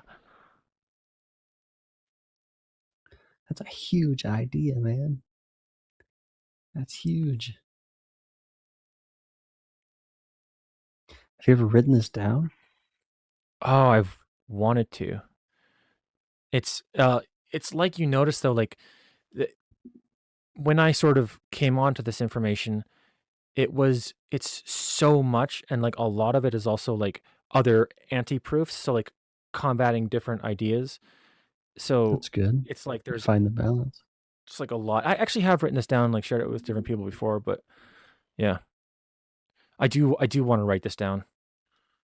Like this is also partly why I'm doing sort of like learning philosophy and psychology, is because I want to be able to write it down and then do it in a way where people look at it and go, this guy kind of has some kind of valid training, you know.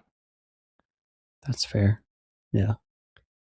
Sounds like I don't know all of philosophy, but it sounds like I don't know. Have you? That's the reason why I ask if you've written it down is like, have you spat it into AI and been like, hey, who else is thinking this way?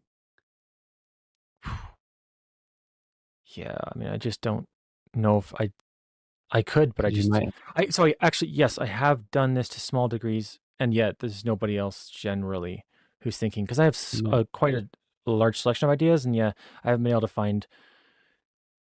I f- I found like people. So there's some people in certain communities who like I'll find people who will say one part of it, which is like acceptance is key, right? Because if you accept, you don't ego block.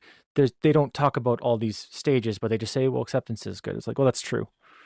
Yeah, but I've never heard anybody outline the moral aspect and the logical thing. I don't think, yeah, I could find anybody doing that. Yeah, dude. I mean, shit. If you're motivated to do it, I highly recommend it. Thank you. Get it in That means a writing. lot. Get it in writing, and then bounce it around. I think AI is okay. I'm a fan of AI. A lot of people aren't, but I understand that it's just a predictive, BS model that feeds from whatever, but it's still something. Yeah, fantastic. Okay, that's actually very, very motivating, very inspirational. Thank you for saying that. I do actually realize that right now I am writing out kind of a part of it, which is I'm coming at it from a different kind of angle. Um, but yeah, maybe I should go to this bit because this is actually a pretty important bit. I think it's pretty big, dude. I think it's pretty big. Like, I don't know everything, but this is hitting me in a way where I'm like, I don't even know how to like, I can't even understand this, dude. It's just so beyond what I've ever even thought about. Yeah, well, that means a And lot. I, so, I mean, maybe if you encounter, I don't know, a professor of philosophy, maybe they're like, oh yeah, that's this guy's thought. But as far as I'm concerned, I don't freaking know, man. That means a lot, man. I highly respect you. That's that means a lot. Uh, well, thank you for sharing all of this out of nowhere and this late. It's like I genuinely like talking and learning about all this stuff. Brilliant, man. Even if I seem like super deadpan, like I'm literally sitting here trying to hit that Turing point, like I'm or whatever. I'm like literally trying to compute what you're saying. Yeah, I think you are computing it very, very well. It Um, doesn't feel like it. Doesn't feel like it at all. well, listen, like anytime you want to talk, definitely hit me up because yeah, I also really like discussing, having conversations like this. Yeah, Okay. Yeah, I'll try and digest that. That's a lot. And I'll try and see what. So I don't even know how to come at that, dude. I have no idea how to come at that other than like I agree, authenticity. Like these are some things that I align with, but I'm stuck with. Well, I'm not everybody, so there's other people that align with other things, hmm and so that's where I'm stuck at. Because yeah, I agree, like more love, more authenticity, more acceptance. Like those are literally like the foundations I've been trying to build on myself the past 8 years with the objective journaling. It's just like, okay, accept that that's happening and move on rather than trying to fight it or whatever. So like I totally align with a lot of that, but I can't make the leap yet. And I don't know why. well, But I bet you I'll figure it out. yeah, well, okay, amazing, man. I really enjoyed talking to you. All right, dude. Well, thank you for the chat. I'll definitely be bugging you more. Fantastic. Then we'll be talking more if that's yeah, cool. Sweet dude. All All right, right. have a good Have night. a good one.